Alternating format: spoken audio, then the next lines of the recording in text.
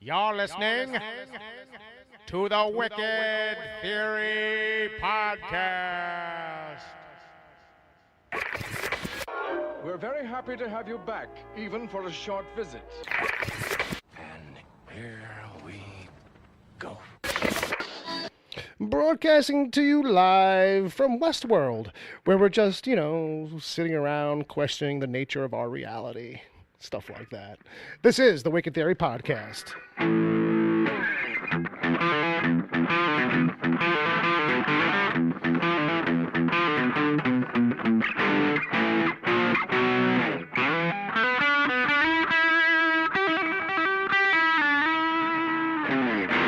Great Cougar Mooga, can you hear us talking to you? Kids, ladies and gentlemen, boys and girls, this is the Wicked Theory Podcast. I'm back. My name's Bill. I got my buddy Jay. I got my buddy Ed. You said this is going to be a simple in and out, sir. Simple just shit itself. Fair enough. And then I got Brother Bob on guitar. Hey, what's up, everybody? Hey, there you go. Look at him multitasking. Oh, yeah, wow. Do it again, just to prove it. Hey, everybody, what's up? Yeah, there we go. It still could have been a clip. It was literally exactly the same thing. That's cool. Okay, there you go. There's it. I needed to change. So Jay decided to bring out the cigar now? So Jay's. Oh my God, Jay's. Did you wrinkle the foil in front of the mic? Wrinkle the foil in front of the microphone specifically so the sound would pick up? Jay's. I thought that was a fart. Only half of Jay's usual show process. Yeah. Jesus Christ, man. Do I have to turn him down? What's going on, Bill? I'm going to bring you it don't down a have to little turn bit. me down. You're a powerful speaker. I You said speak two with, things. you speak with power. So I'm just bringing you down the mix. Yeah. Kids in the chat room, let us know how we sound. This is episode 161. Yes. Just to kind of make it official, this is the Wicked Theory Podcast. We're gonna talk nerdy, news-ish type, reviews-ish, and Not all nerdy, though. No, not at all. Not at all. Some of us aren't nerds. No. Some of us aren't nerds. Some of us aren't geeks. Yeah. We don't always classify ourselves as that. Bob tends to be pretty fucking metal. Bob's actually got a metal review today coming up. Not just to tease it out a little bit, folks. Yep. Kind of crazy, but we're gonna get into it. Crazy. But if anybody's listening live, as you can do every Saturday night, 7 p.m. Eastern Standard Time on Mixlr. That's an app. That's a web destination. MIXLR. There's an app. You can download it. Listen to us live. Put us in your pocket. Or you can listen to us, at mixlr.com/wicked-theory. Wicked-theory. Wicked-theory. Don't spell the dash. But use a dash, though. Oh, yeah. If you, URLing. With discretion. If you're doing that whole URL type thing. But if you're going to app it up, you just type in Wicked Theory. And follow us on there, because then you'll get reminders, notifications whenever we go live. Yep, nice little email that I usually get after the show. And if you have the notifications turned on, it'll pop up in your thing and be like, hey, Wicked Theory is broadcasting right now. And then, boom, just hit us, just turn it on. Yep. And take us with you. Yeah. Run up that data plan on our behalf. We don't mind. Get in there nice and deep like. Some saffron, a little bit of garlic. But so if you want to, and you're listening live, you can jump in the chat room and hang out. And John Zombie John is already in there. You know what I mean? John. How you doing there, John boy? Did you need whatever fell? No. Okay. All right. Okay, take it easy, John McClane. But Is it weird that when I laugh, no sound comes out of my mouth? only if we can see you do that. Like just now, like when Jay was fiddling with that thing, I was You laughing. did a smile and a shake, I did that. but no real. Yeah. That didn't come out. Send us an email at podcast. At wickedtheory.com. Send it to podcast@wickedtheory.com. Thank you for the help. Kids, also to just to get this stuff out of the way, DCTV Report Yep. is a podcast that we put out underneath the Wicked Theory banner, the House of Productions. Yes. Ed and Sarah Netzley, freelance writer for Entertainment Weekly. Sarah, not Ed. Yeah. Sarah, smile. Freelance writer for EW.com. EW.com. Yes. Where she's known to write some recaps, and you and her do some recaps. Yeah. This week we did. There was a new episode of Supergirl. Nice. And we had a whole bunch of news from about a dozen different shows, and we recapped the first episode of Batman the Animated Series. Batman the Animated Series. On Leather Wings. On Leather Wings. Do you remember On Leather Wings, Bill? That's what they called me in high school, was Leather Wings. Oh, yeah? Yeah. It's one with Man-Bat. Sounds like a ballad. Well, you know, it does. It does. It's one where Batman fought Man-Bat. Isn't that on a Meatloaf album? Isn't that like track 7 on... It's like a Batman metal ballad. You know? It sounds like a Meatloaf song. On Leather Wings. On leather wings, I'll love you forever. Took the words right out of my mouth. On your leather wings. That death metal Batman group's got to get on that one. Yeah, they don't give it time. Those guys are on YouTube. They're awesome. Jay, if you were going to watch a movie called On Leather Wings, what do you think it's about? Gay sex. Okay. All right. It's a sequel to Al Pacino's Cruising. You know what? Bad out of Hell ain't a bad album. Opinions can vary. I like that album. That's fine. That's fine. I do not. I disagree. I remember a time before that album. So That's good. I liked it before everybody else did. Sure. Totally buying that. With some really good Richard Corbin art. Yeah, but that's the best part about the album, is the cover. Like a lot of albums back in the day, we'll just say that. Sometimes the best part of it was the cover or the logo. But anyway, so yeah, kids, check out DCTV Report this week and every week if you're watching DCTV shows. And in the time, there's time codes in the episode descriptions. You can jump past shows that you don't want to hear about because you don't watch. That's fine too. They don't mind. That's part of the design. Yep. Yeah, I listened to the beginning and the end. Yeah. That's good though, but that's cool because you get the banter stuff up front, and I just want to make sure nobody's talking shit. Right. Because if it's going to be anywhere, you think it's just going to be there? No, that's nestled in the middle somewhere. No, I don't think so. No, you'd be wrong. When they're DC heavy and they're talking about it, they ain't have time to talk about it. No. But see, here's the thing. I'll tell you about conversations with people and from listening to podcasts and trying to find stuff. Like, it's always the random offshoot thing that's mentioned in comparison. Oh, yeah. That's like, when Uncle Jay gives me a hard time about XYZ or something. Yeah. Like, that's something that would come up in the middle.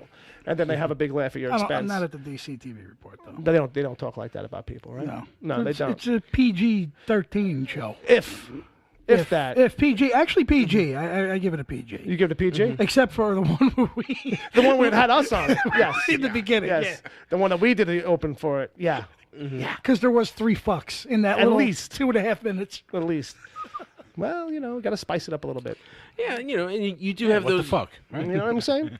Yeah, like there was some news where people were talking about crossovers this week, and somehow that led into a whole treatise on the Pretender and the Profiler. Oh boy! Oh yes, I'm the great. We're letting it stretch a little bit over there. A little DCTV report. For a second there, I thought you said Crossroads, and I started thinking about the Ralph Macchio movie. Yeah, there you go. Anything guitar related, huh? Absolutely. Anything that's got a guitar thing going on. Dude, that is the one section of a movie that I will crank up full volume on the TV at 4 o'clock in the fucking morning. Stevie Vai, baby. That's it. And what's his name? Oh, jeez. Roy Cooder? Ry Cooder, yeah. Ry Cooder. Awesome guitar playing. Yeah, that soundtrack is phenomenal. Absolutely. Steve Vai does the last piece. Yeah. The guitar duels. Yeah, he's playing on a... he's playing both roles. No, he's not. He's playing Ralph Macchio's, too. That just came out a few years back. Listen to it. Not the entire thing. Yeah, some of it is... Actually, Steve Vai's, that when he does that ballad, that's Vai. That's not Ry Cooder. Ry Cooder does all the blues stuff. But they're both phenomenal guitarists of different kinds. It's a good movie, too. People should watch that. It's a masterclass in 2 different styles of guitar playing, for sure. Oh, yeah. And a great movie based on a story on an awesome song from the turn of the 20th century. It's a pretty good movie. The best part of the movie is the guitar stuff. That's that's all that you want in a good guitar movie. But I mean, like, it's it's him at the devil, the crossroads, and all that shit, right? Well, he's backing up an old dude who the devil's come calling for. Right. It's like it's time to pay up. And Ralph Macchio likes this guy. Old guy.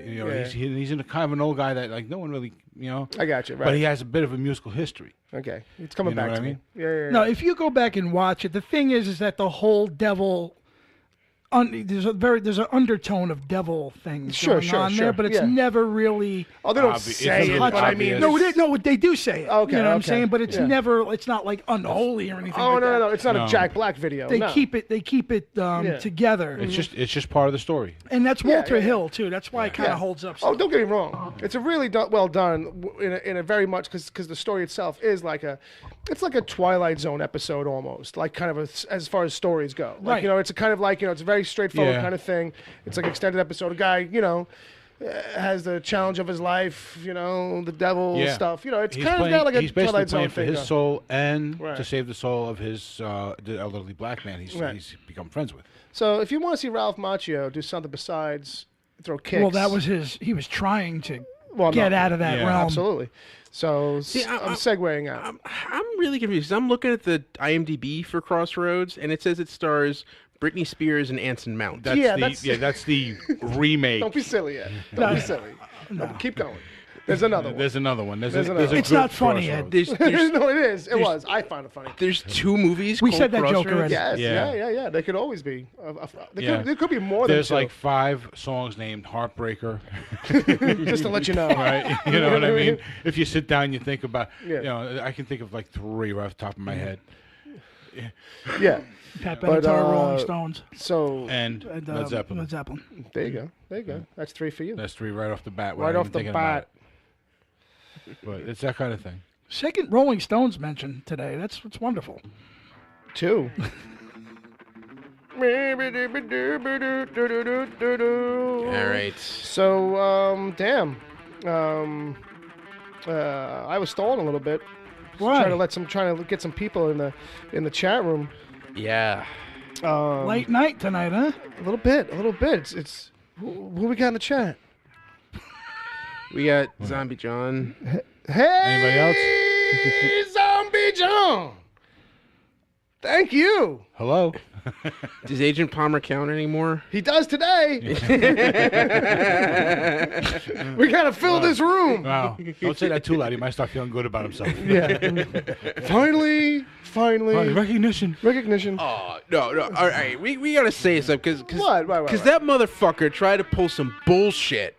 Well, I don't know. Well, maybe it's bullshit for you because it offended your movie sensibilities or something. That was fucking bullshit because he was going to run you around and try to make a whole hullabaloo about it and have me write this big fancy article. Fancy? Yeah. Well, if you did it, I guess. Yeah.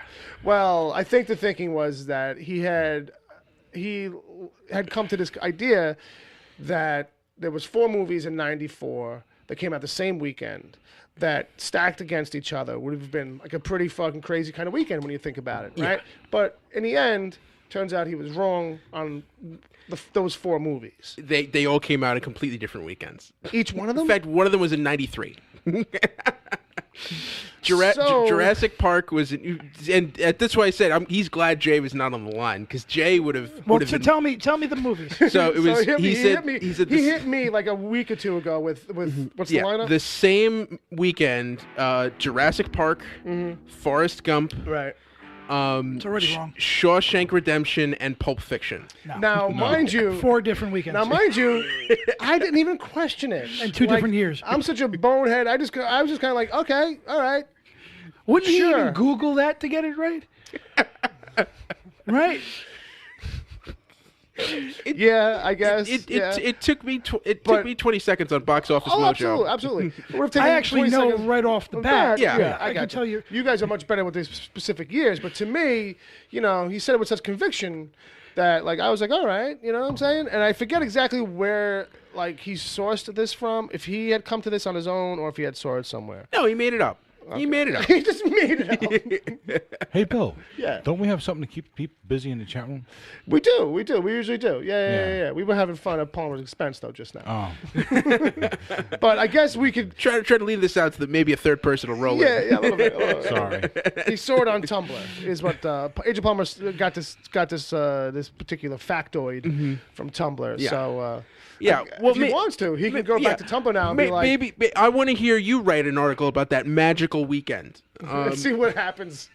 Maybe he watched them all on a weekend. You know what I mean? I wonder if he returns back to the original Tumblr post where he saw this, if by now people have turned on that person.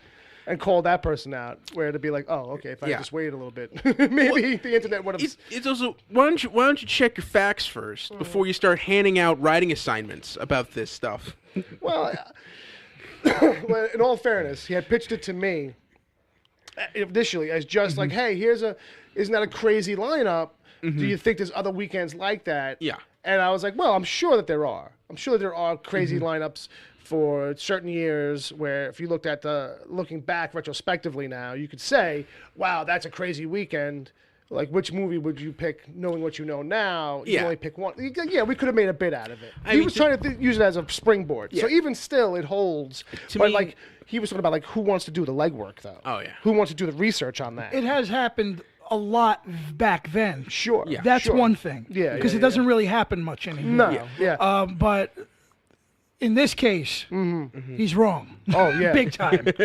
Quite a bit. Last big one where like you had two big movies come out the same was like Clerks 2 and Lady in the Water.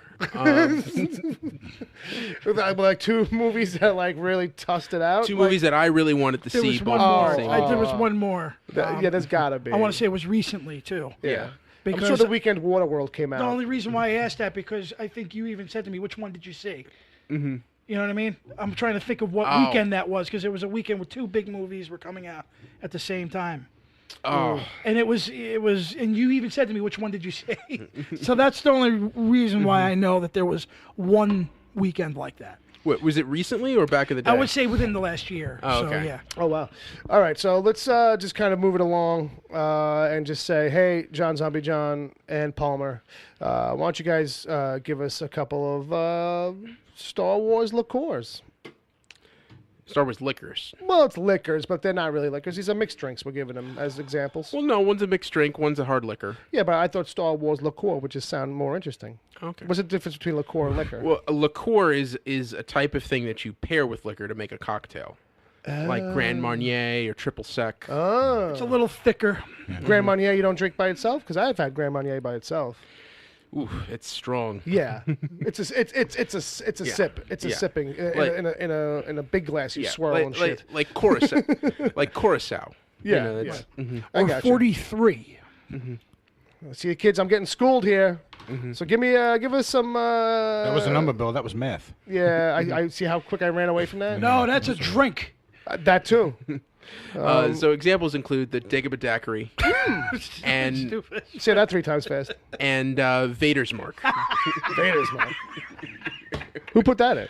That was me. Oh, okay, good. Because I thought initially Jay did, but he laughed so hard at it that I'm like, if you're laughing that hard at your own fuck, good. It is good. But I was saying, Most of the time I can't stand these. But just now in my head, I'm like, if he's laughing that hard at his own fucking joke, I swear to God. No, I don't do these. No, I know. Usually you don't put them in. It's fine. That's fine. It's cool. No.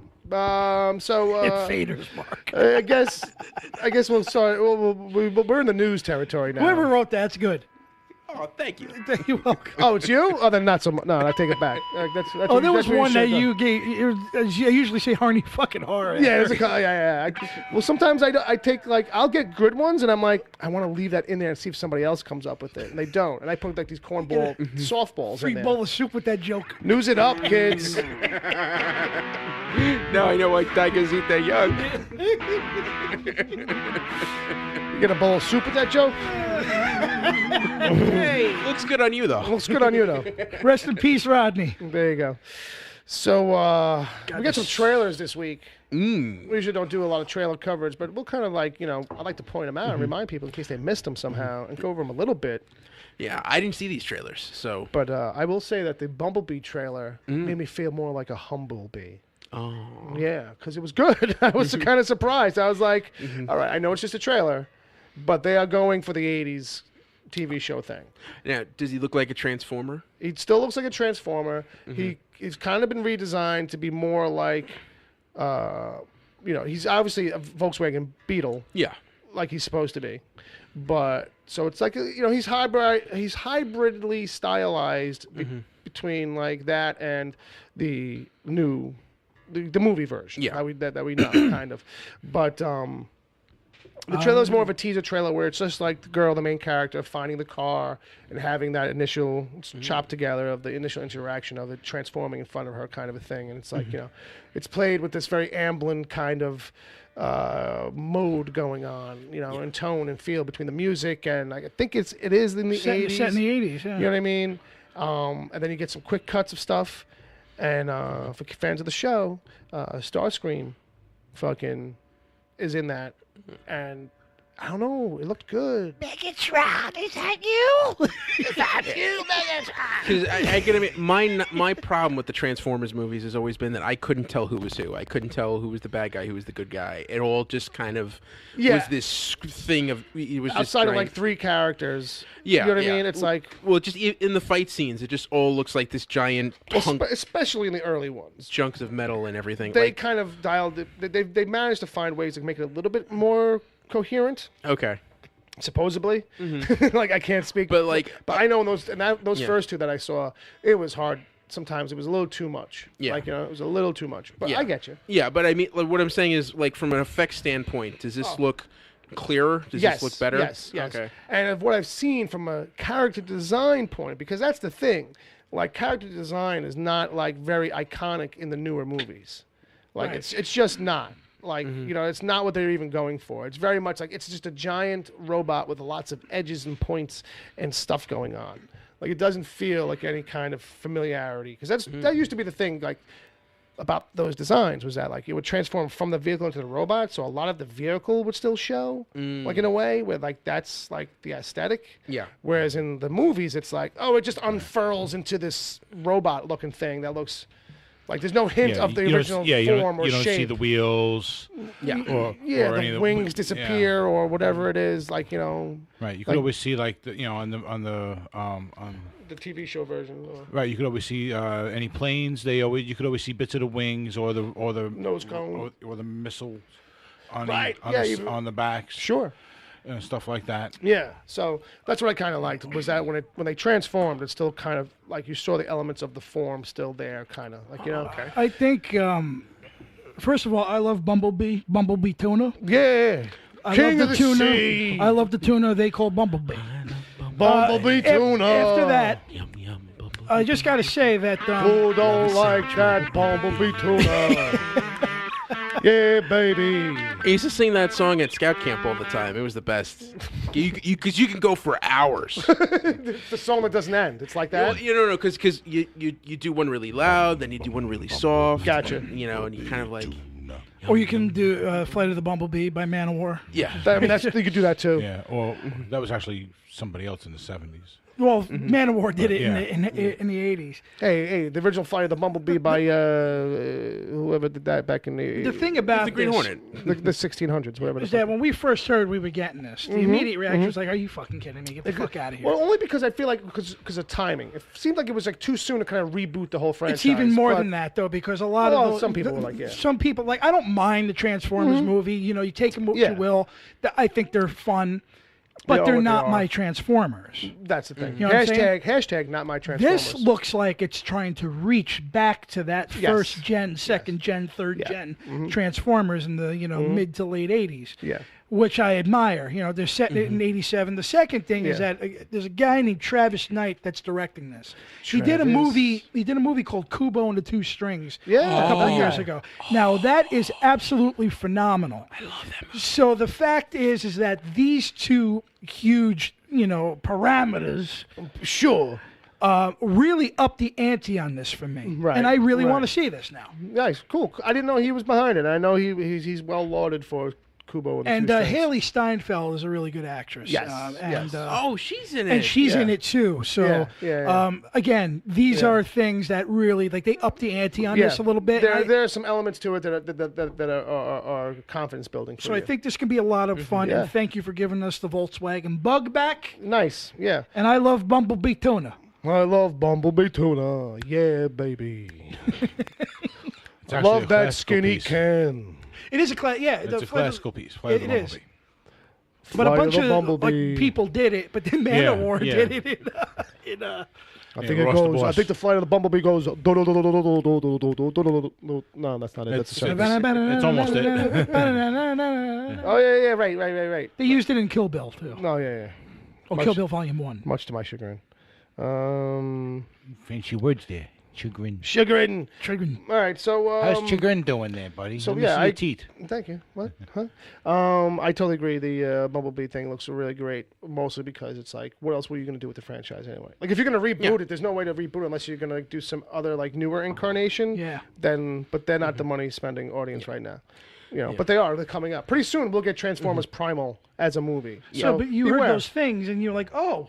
Yeah. Well, all right. This might actually be good. Yeah, and this is one of the movies that came out of that writers' room with like Kirkman and Kiva Goldsman, and they got like a handful of bunch of. I think Warren Ellis might have been in on that too. Fair enough. A lot of people working. They had like half a dozen writers just in a room hashing out Transformers movies, and this was one of the ones that came out. So nice. Nice. Chad NV and Bauer Fett in the hizzy. In the hizzy. Thanks for coming. Wesley, you're late. You're late. So, with that... Too late. Too late for love. So I guess next will be the Optimus Prime Road movie. Yeah, it'll just... it's like BJ. Right, it's like BJ and the Bear without BJ or the Bear. Right, exactly. Solving problems across the road. I am Optimus Prime. Roll out. All right. Damn, somebody be leaning on him like, damn, I wish somebody helped me. That guy just stole my wallet. I'll get it for you. Billy. Autobots, roll out. Staten Island. I'm not setting foot there. All right. So with that, hello, Billy. Also, we got a trailer for Halloween. Yes, man. Holy fuck. Boy, you took a left turn. Yeah, right there. because it really is fucking good. You know something? Say what you want about all those sequels we got and whatnot. This isn't a reboot. This is a sequel to the fucking 78 movie.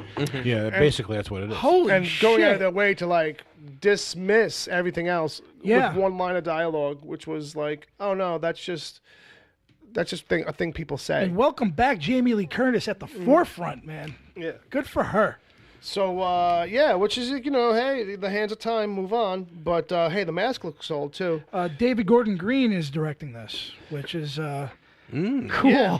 So Danny McBride. Yeah, so I will say what's interesting about it for me is, like, they making it looks might like... watch this trailer. It looks like a 1980s movie. Mm. Oh, yeah. Like I don't know if it's the film stock and it's camera angles and just stuff like that. But there's a visual thing going on where it's like it might as well be like or 1995, but I know it's not. It's supposed to be modern day, present day. But it's shot in a very particular style. Yeah. You can definitely feel it. Like maybe 85. Yeah, it's it's probably a camera and a color palette, and so it feels like a real kind of much more like akin and a sister to those other movies more than those other follow-ups did, because they started kind of like staying with more modern things of the time when they made those sequels. But yeah, I thought it was really cool. I like that you don't see his face. You see the mask and stuff. Looks more and more like Ray Liotta every day. Maybe that's the reveal at the end of the credits. That was a tweet I put out this week. I saw that tweet. I was like, I really love this trailer, but Ray Liotta, he's looking like shit these days. Karen, I can't breathe in this fucking mask. Just come in here so I can kill you. That was the money we had, Karen. So, and the trailer's got a few little moments in it that, like, not to give it away, but hey, like, that's, what this trailer talk is about. It's recommendations for trailers. If you haven't seen them yet, totally worth your time, because I think it's, at this point anyway, it's holding up. It's a worthwhile entry. Danny McBride is involved behind the scenes. He's one of the writer-producer on it. But David don't let that scare you away. And what's his name? Carpenter is totally involved, blessing and doing the music for it. So. And Jamie Lee Curtis, again, at the forefront. See, that's the thing. I mean, Carpenter, I'm sure he gives his blessing to every Halloween movie. Yeah, but he's still hands-on involved, though. But the fact that he's doing the score for it, that shows that he's up in it. Yeah. Like, he's very much up in this bitch. Yeah, it's not like James Cameron coming and says, "Oh yeah, if I made another Terminator movie, it would have been Terminator Genesis." Get the fuck out of here. Yeah, that's why you made a special video to let people know. Like that's what didn't sell it. Get the fuck out of here. It's like when Cameron made like those special videos, like, I just want to let everybody know that fully support the Terminator Genesis, and it's like a 10-minute thing. Language today. You didn't see that movie. Who, me? Jim. Oh yeah. Cameron. He doesn't even know. Yeah. You didn't even fucking see that movie. Like I think I saw like maybe like a PDF Yeah. of something. I think something was emailed to my assistant. You listened to half the pitch. Right, fell asleep. And you had an assistant read the first 10 pages. He of did the that script. eyes open sleeping thing. I saw an MPEG 2 work print. 320 by 140. 320 by 140. The good days, huh? Yeah. The good old times. Took me a week and a half for it to fucking for the email to finish loading. Oh, I'm gonna have a drink to the MPEG 2. I finished mine already. All right, so no, this is a third. Oh, that's I'm not gonna come between you and your beverage. All right, so next up is Spider-Verse, which is the animated Spider-Man, Miles Morales, fucking multiple Spider People's fucking trailer. Spider-Man Enter the Spider-Verse. Spider-Man Enter the Spider-Verse. Won't give away the reveal in it if it means anything to you, especially if you follow comics. Definitely check it out if you missed it this week. Really good, really fun. It's just looking like just an amazing ride, and visually just like doing something completely different for animation, I think. Yes. Like bringing that cell hand-drawn look, even if it's all CG'd out anyway. Yeah. But you know, it's not a CG Shrek-looking thing, like you know what I mean. I mean, it's just that it's got that old school kind of like look to it. Okay. It's doing some hybrid shit that finally like feels like a real hybrid of old school style with new school approaches. Kind of like how South Park used to do theirs with paper, but then they worked on a software to make it look like. Yeah, I mean that's a whole different animal. I wouldn't even say that because that's just they stayed with the same look. Same kind of idea where you're using one medium, but you're using it in a way that's allowing it to look like more or less like another.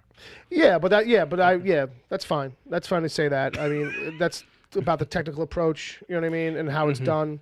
I'm talking about the visual, just in general. Just that the look of it is, But hey, I'm digging it. Go check it out if you missed it. And then actual news. Tarantino's Once Upon a Time production just keeps sucking people in. There's going to be nobody left in Hollywood to make movies. Once Upon a Time in Hollywood. I was reading a headline about this. Jay's going to be in it by next fucking week. It's true. But yeah, so... You want the rundown? Give us the rundown of who was already in it. Okay, so we had Brad Pitt, yes, and Leo DiCaprio as stunt guys. Right. Margot Robbie as Sharon Tate. Right. I didn't know this, but they'd already announced Burt Reynolds, Timothy Olyphant, yes, Michael Madsen, and Tim Roth. Yes. Oh my God. Now amazing. We have Damian Lewis as Steve McQueen. Right. Dakota Fanning as Squeaky Fromm. Right. Nicholas Hammond. Right. As director Sam Wanamaker. Spider-Man. You mean Spider-Man? Yes. Yes. Yeah. Emil Hirsch as Jay Sebring. Luke Perry as Scotty Lancer. Okay. Clifton Collins Jr. as Ernesto the Mexican Vaquero. You might know him from Westworld now. And Keith Jefferson as Land Pirate Keith. Whoever that is. Oh, did you ever read the Helter Skelter? No. Okay, that's an actual person's name. I thought that's the thing with Tarantino. Like that was the thing when I read that name, that character name. I'm like, that could easily be someone's name from that era as a nickname, or it's a Tarantino concoction. These are all people on the Manson farm. Fair enough. Yeah, and on top of that, I don't know the parts that they're playing. In addition to that, here. we've got James Marsden, and Al Pacino. There we go. Because why not? So, that means Tarantino is going to be one of the handful of guys who directed both De Niro and Pacino. There you go. And maybe he'll find a way to get them together. Whole new ball game, Kleinfeld. Tarantino, he gonna bury it up your ass, guarantee. This is phenomenal, and I think Quentin Tarantino is gonna win Best Director. You might as well. If I'm just saying, if this thing, like this is the kind of thing where it's like you can, I don't know, Like it's just so much. It's so much going on. Like I'd kill myself if this fucking thing didn't go quite right. I think it will. Yeah. Because even like Tarantino on a slow day, it's still good. Yeah. You know what I mean? And he's been like such like a guy who was at that level for a while anyway. And I like that how his movies, because he's been afforded the ability to pick and choose the things he does, and he works like that. That slowly you see this progression of them just kind of getting more and more,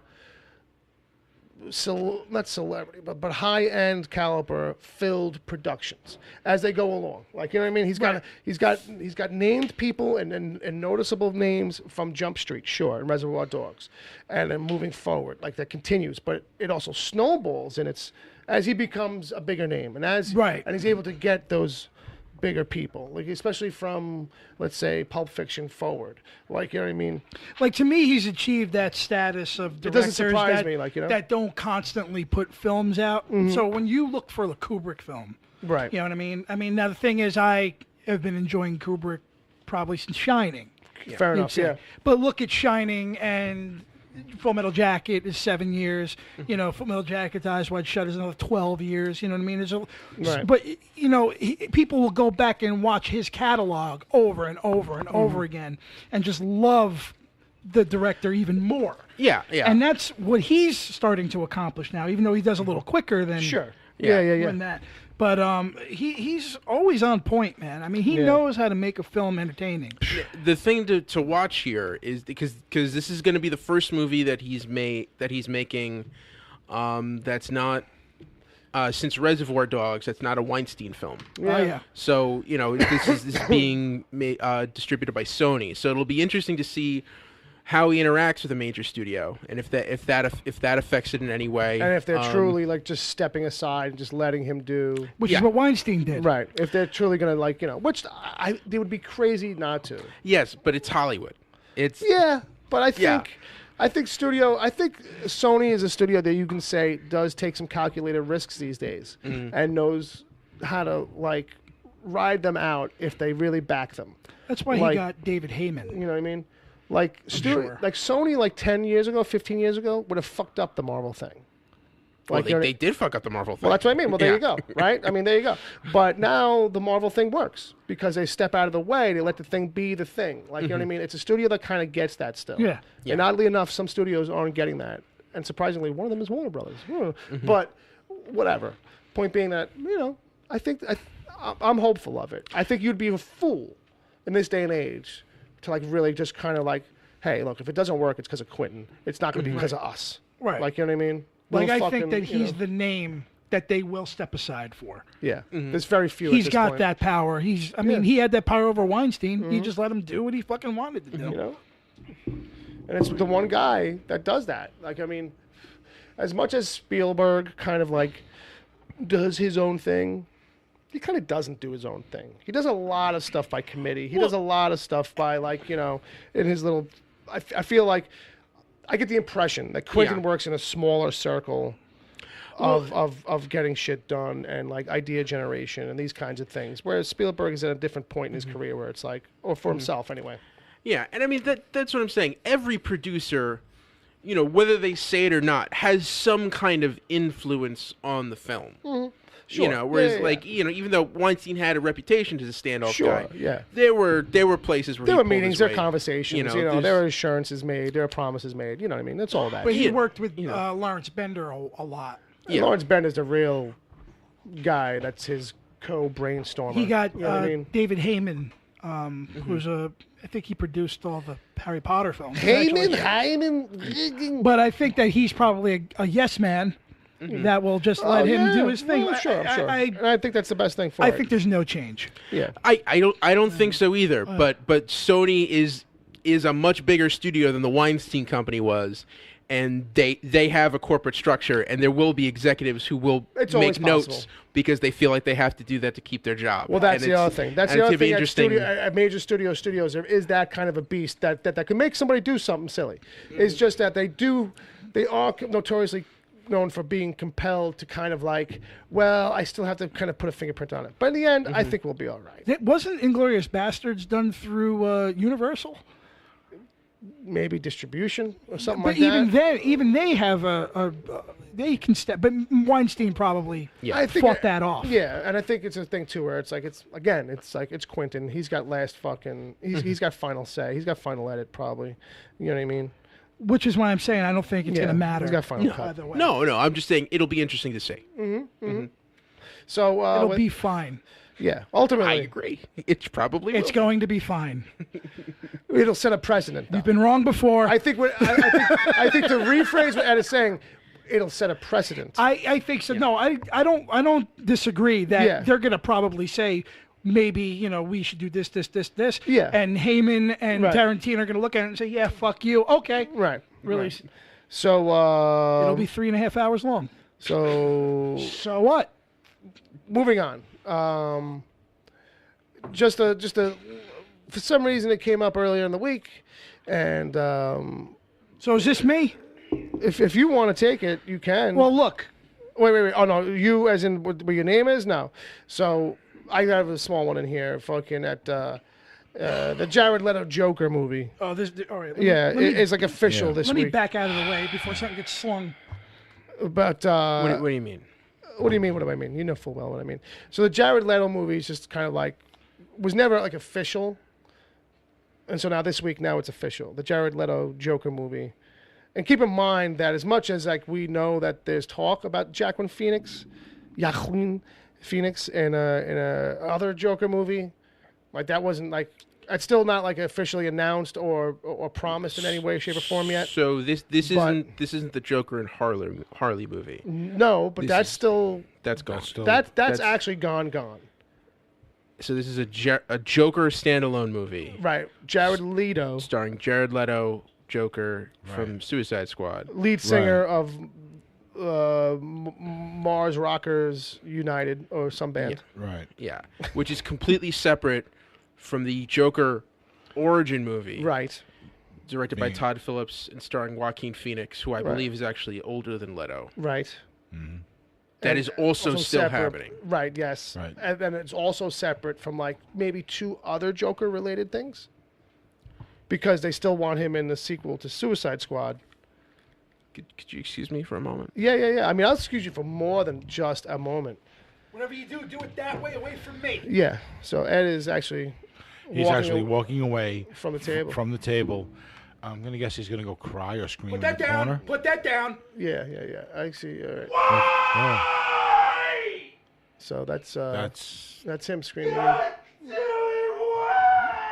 Yeah. That's in the living room. We might get a there call. was an anguished cry of a man who does not understand It's a broken man. why his favorite comic book company keeps making stupid moves. Yeah. Actually, he had his property tax bill in his pocket, and Oh, he opened that up. He took it He's up. not from Jersey. That's a Jersey thing. Yeah. Oh, yeah, sorry. Excuse me. Pardon me. He saw yours, actually. He saw yours. And You don't wanna see. He felt pity for your taxing. My rent is good. So, Ed, I will ask this, Ed. Did screaming like that feel good in the end? Was it cathartic for you? Not really. No, not really. Would you like some Grand Ole Par? That might help. I will say that he's slugging down the water to empty his cup. But I will say that Do a shot. there's definitely a It's not going to kill you. there's definitely Looks like a good more double. screaming for you in your future, Ed. It's smooth, so it's not like This thing's not going away. All man. right. This thing's not going away.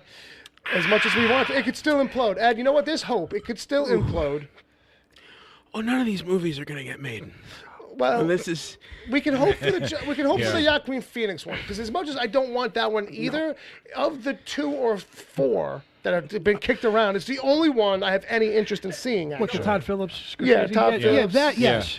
Retro throwback origin thing. As Yeah. much as I don't want an origin for Joker, I do want to see what they do with it. no, Billy. Maybe Ooh. they'll do all these movies Yeah. and they'll put them in the can Just Shake it up. and then just put one out every 4 or 5 years. Right. Well, maybe they won't inundate us with the same concept and same idea 4 times in a row. In all honesty, I have to say, I'll say this on the matter. I do see Jared Leto's film happening because they're going to keep the continuity with Suicide. they want to build off. So I actually think that will happen. Yeah. You know what I mean? As far as anything else aside from that, that's what I think is up in the air and may not happen. Right. No, here's what happened. Jared Leto was like, so they're making this other Joker movie without me, and Matt Reeves doesn't want me in the other Batman movie. And what the fuck are we doing here? I don't want to be Joker anymore. And I want to go public and say I'm not going to be Joker anymore. And I have an inkling of an idea. And Warner Brothers panicked. Yeah. And went, no, we have something for you. Well, you better put something together quick, or else I'm going to start tweeting that I'm not Joker anymore. And so, all right, what the fuck we got? What we got? Movie. Let's give him his own movie, but we have another one. Just do it to make Jared happy. And I bet you a solo movie was part of his signing deal. Yeah. Part of the signing deal was probably that there was going to be a Joker movie. So now they're compelled to make that fucking happen. That's a good idea. And in the process, like, you know, it's like, well, if we can make it happen, let's try. And it's like they're chasing it down the street. Like, you know what I mean? And at the same time, they're getting other pitches from people because they're like, let's have pitch meetings for a Joker movie. And so Todd Phillips comes in and he's like, well, I don't know if it fits with this, but I got this idea. Because that's what you do in pitch meetings. You don't just pitch one idea. You pitch at least 3 ideas. Because they always go, well, you know, we're not feeling that. Got anything else? And it'll be like, yeah, actually, matter of fact, I got this idea for a Lost in Space reboot. Okay? And they're all zombies. You got anything else? Like, yeah, I got one more. It's a My Little Pony reboot, and they're all actual horses. Yeah. They're real ponies. But and their mouths move. We do it for really real. we do it live action. Live action, My Little Pony. Yeah. And not for nothing, of those 3, that's the one that gets made. Yeah. You're gonna let the little pony shit on screen? Yeah. It's gonna be really gritty. You know, we do what they did on Mr. Ed. We just need a shitload of peanut butter. That's it. You know what I mean? And we get there's a lot of pygmy horses out there that could use the work. Yeah. There's a lot of pygmy horses. Yeah, and donkeys that could use the work. Background donkeys. And we've gotten better than Wizard of Oz. We can do paint that won't kill them 20 minutes later. Right. We can CG the coloring. You know, we can CG the mouths. Think about it. The kids are gonna love it. Merchandising. No, but it's also because Margot Robbie came out. She's doing a standalone Harley movie and a Gotham City Sirens movie, and she might be part of the Birds of Prey movie. Yeah. And so she's got all these other things, and she basically said, "Oh yeah, the Joker Harley thing's kind of been put to the side." Yeah, that's bringing Dina Meyer back. So what they really should do is they should make like Joker like the Nick Fury of the DC universe, where he should just pop in. He should just pop in, pop out, and then like get a known movie. Let's build him up. Because here's the thing. Joker's a great character. Yeah, I know. Joker's a great character, but it makes no sense for him to be in a story without Batman. Like. That's always, that's the big hurdle right now, isn't it? With Gotham and everything else, is that we just want to have everything without the main thing. Yeah. Like let's have everything except the diamond, but like give us the fucking like the exhibit or the museum anyway. Joker. Like, fuck you. Joker on his own doesn't. He needs a hero. He needs a Batman to go against. Yeah. And conversely, you got a show on TV which can't have Batman or Joker. But we can have. This was my tweet this week. We can have, and Palmer helped me out with this one because he actually mentioned it to me, and I was like, well, I'm stealing that. But it was, that we can have a Joker movie that's like no one really wants. We can have a Joker origin movie set in the 70s. But on a TV show that can't have Batman, we can't have Joker either. Instead, we get these two characters who may or may not be pseudo Jokers, like, you know what I mean? Yeah. That we have to call Jeremiah and Jerome. Mm-hmm. Because, like, they won't just say okay. Yeah. Because it'll confuse people, and that's why you can't do it on TV. So we can't do it, but in the end, we come up with something even more confusing.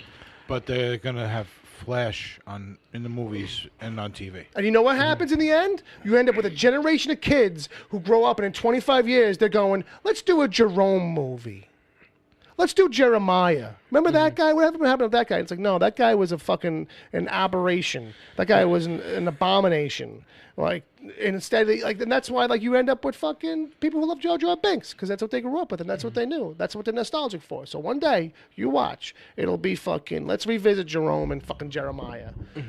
But a standalone Joker, it's like a jelly sandwich. Okay. You can have a peanut butter sandwich. Just peanut butter on its own. That's possible.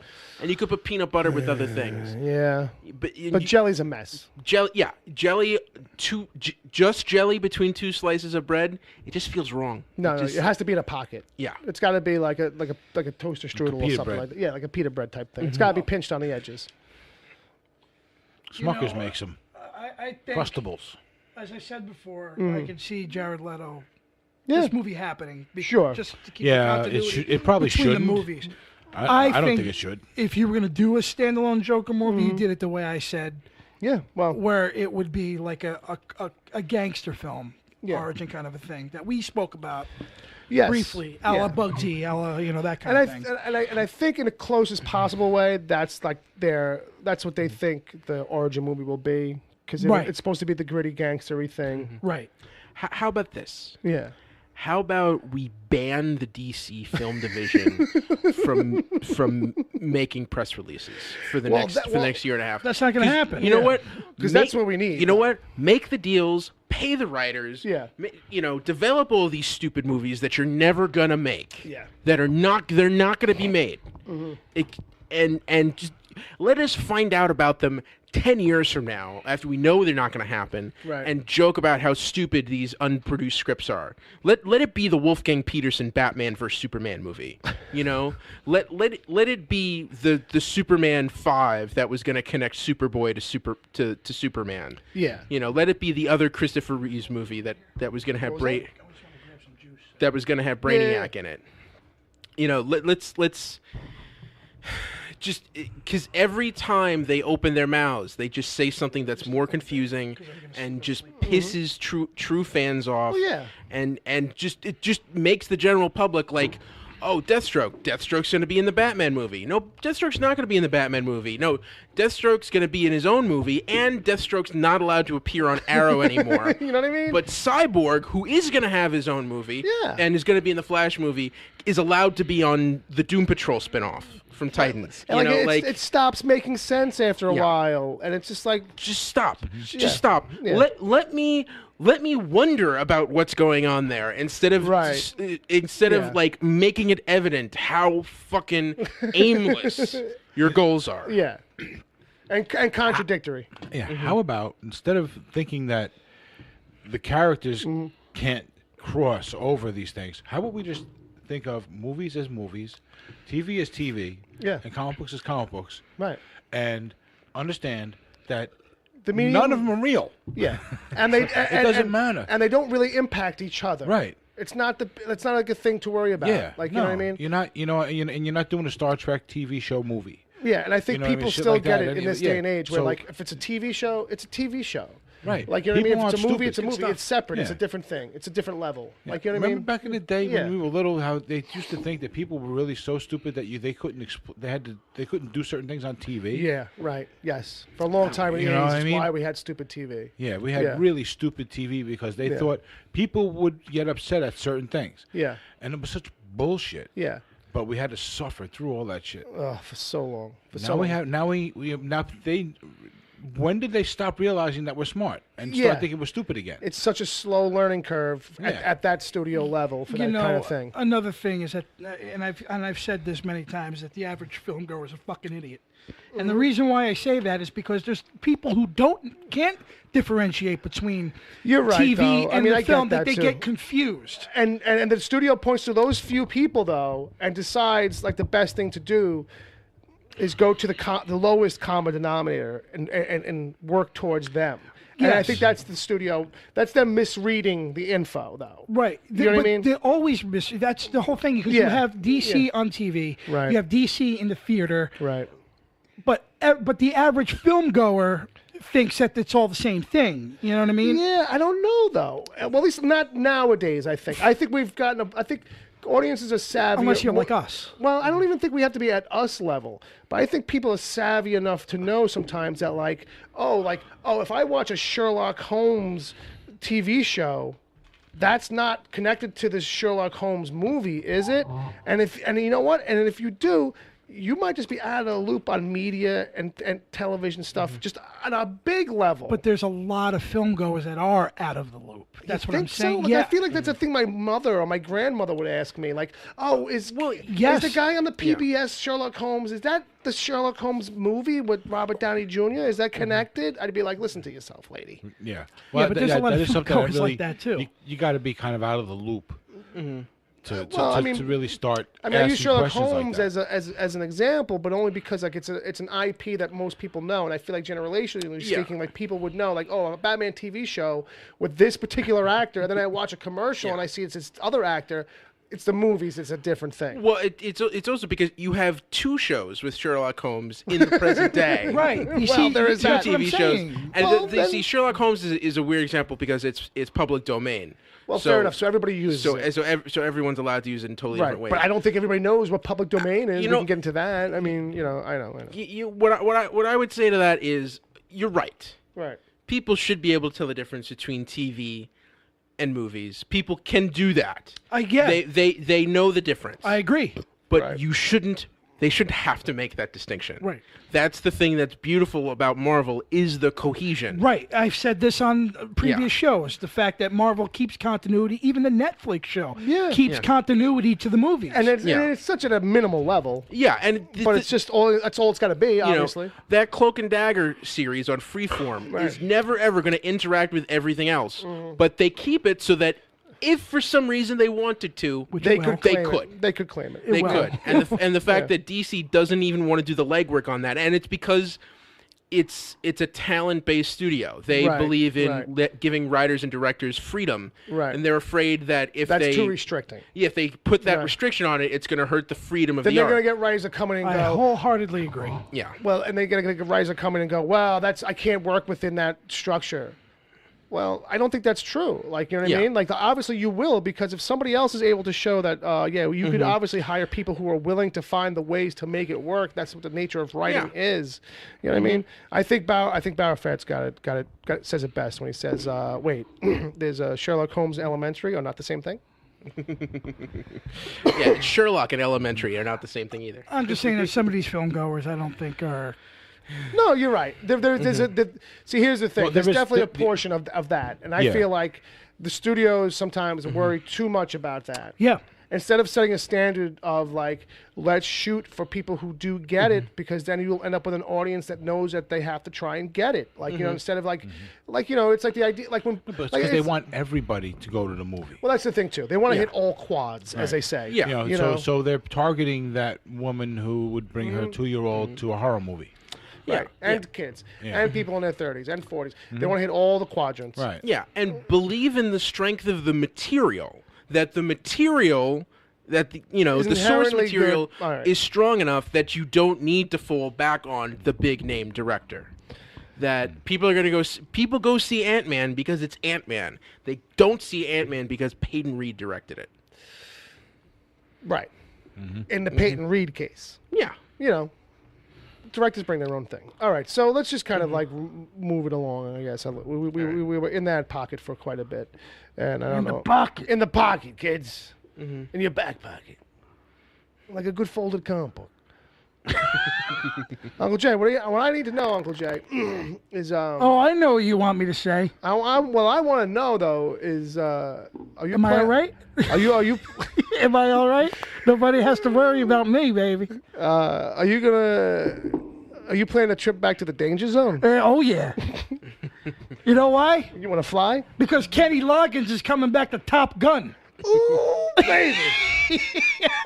They got Kenny Loggins to come write another song or two, I guess. Is the news, huh? He's doing a remix of Danger Zone. Oh, yeah. Remix? Yeah, a new version. Which means Lady Gaga is going to be in it. Yeah, that's what I was going to say. And it'll have a hip-hop. It'll have a hip-hop. Not even. It'll be... Puff Diddy. No, it'll be fucking... Ultra synthesized. Yeah, it'll be that other shit, that fucking... No, pop bass, deep bass, whatever the fucking shit is. Val Kilmer confirmed Oh, that he will return as Iceman. well, okay. As long as he wasn't speaking for anybody else about any. And Kenny Loggins confirmed Okay. that he's going to be Kenny Loggins. Well, I think that's We're heading back to the danger zone, guys. yeah. At Kenny Loggins on Twitter.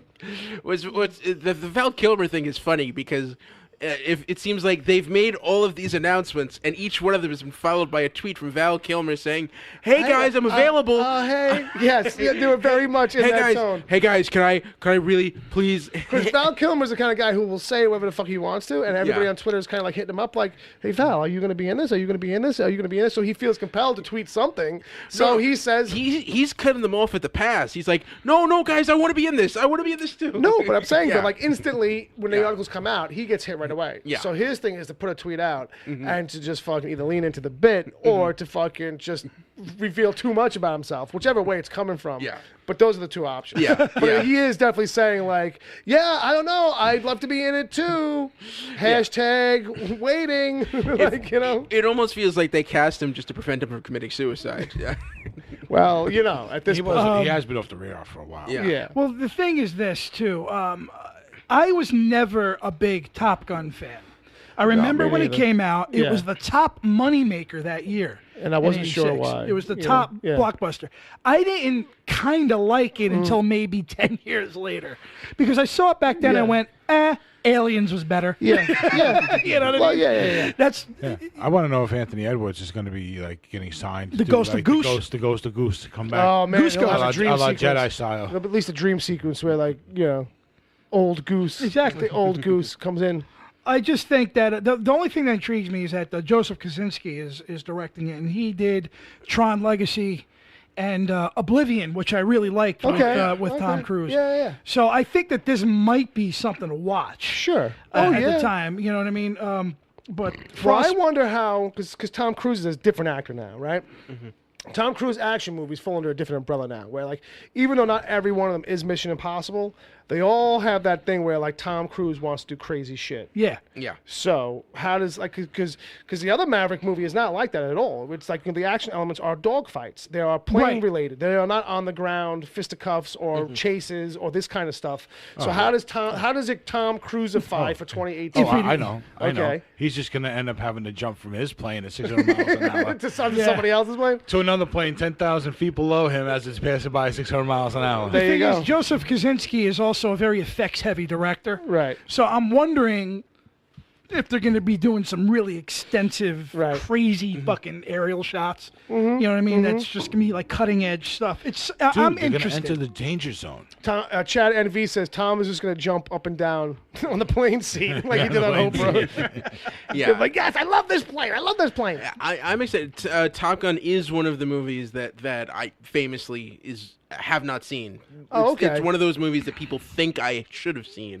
Yeah, that I and haven't. I say maybe for And- like a contextual thing for like the history of cinema and how like maybe like at a certain point Top Gun actually kind of changes a dynamic for films. There's an argument that's made that like, you know, Top Gun does a thing with and for blockbuster summer movies Yeah. that becomes a little bit of a template.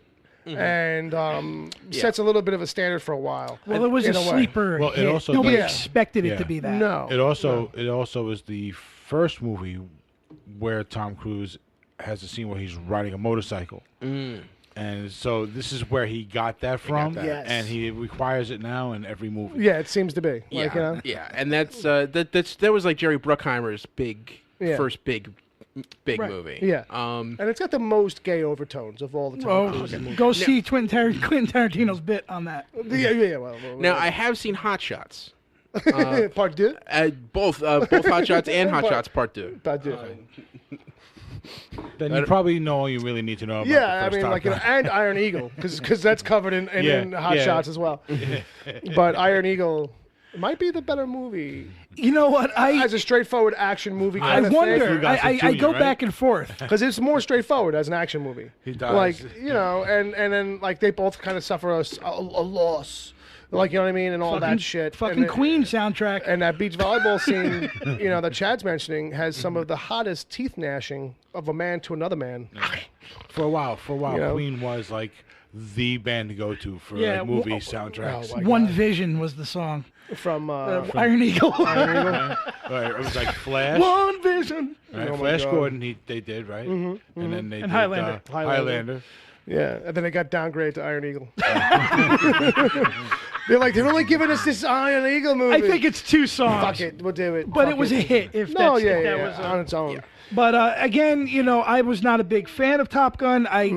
It's not a bad film. Yeah, I watch it. It's very one of those things where like, it's such a time capsule. But I do appreciate Yeah. the direction of it And because who's that's directed on that? Tony Scott. Tony Scott.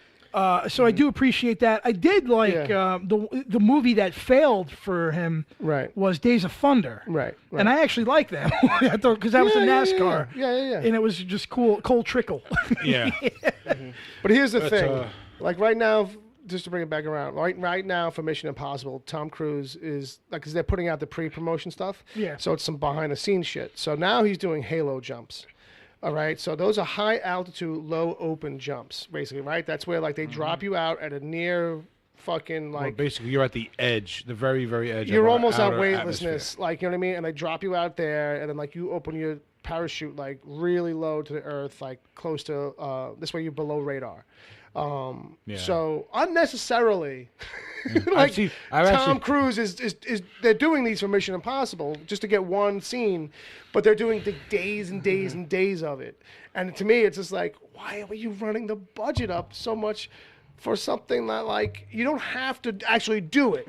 Like I think to the main audience, like you could have like a plane pretty high up and have Tom Cruise jump out with the fucking same big face glass mask so we can get a Right. good shot of him because that's what it's all about. Is Right. being able to see that it's actually Tom. Right.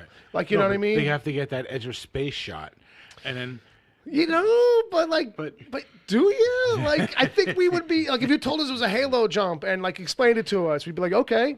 And the only like guys who have done it would be like, no, it's fake. Like anything else, it's like any other movie where like the plumber comes in and fixes a pipe. but But I if you're think- with a plumber, he's like, that's not how you do it. right. But I think like, that, you know, because this is a Tom Cruise movie, you have Yes. to. The question, Placate a one little question, one question is raised. Yeah. At the table, it's like, okay, how much would it cost to CG all this? Right. Okay, so as long as we come under that, we're Yeah, good. but here's the thing. You're right. It's a Tom Cruise movie, but he's in that meeting. He's like, we don't have to CG it.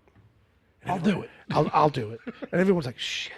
And his insurance goes up. And the insurance goes way up, but it's Tom Cruise, so his insurance was probably through the fucking roof anyway. Really, just You because know what I mean? they know already. Yeah, because he's doing shit like the roof jump too. Fucking broke his foot on the roof jump in the movie that they're showing in the trailer constantly. He snaps his ankle, shut down production for however long that took, and like so just every movie he's doing, it seems like maybe not so much in Oblivion, maybe but I'm he's sure really there's it there suicidal. too. I think that's it. I think that's kind of like it. It's like if I'm gonna go out, I love movies. Oblivion man. is a really- I love movies. Here's what I want to do for my next movie. Yeah, I'm gonna take a ship to Mars. but literally, I'm gonna build a giant cannon on Mars, climb in it, yeah. shoot myself out of it towards the Earth, Yeah, Matt Damon got nothing on me. and I'm gonna free fall Right, all the way back home. for like a decade, all the way back and home. we're going to film it all. in high Oblivion is def. actually really good. No, yeah, Oblivion. I liked Oblivion. Yeah. I And liked Edge of Oblivion. Tomorrow, I think that Edge of Tomorrow is great. Even his better. more times than not, he's Yeah. pretty much on. His action Yeah. movies still hold And up. he seems to be doing, for all my jest, he seems to really actually be saving the crazy stunt shit for Mission Impossible stuff. Right.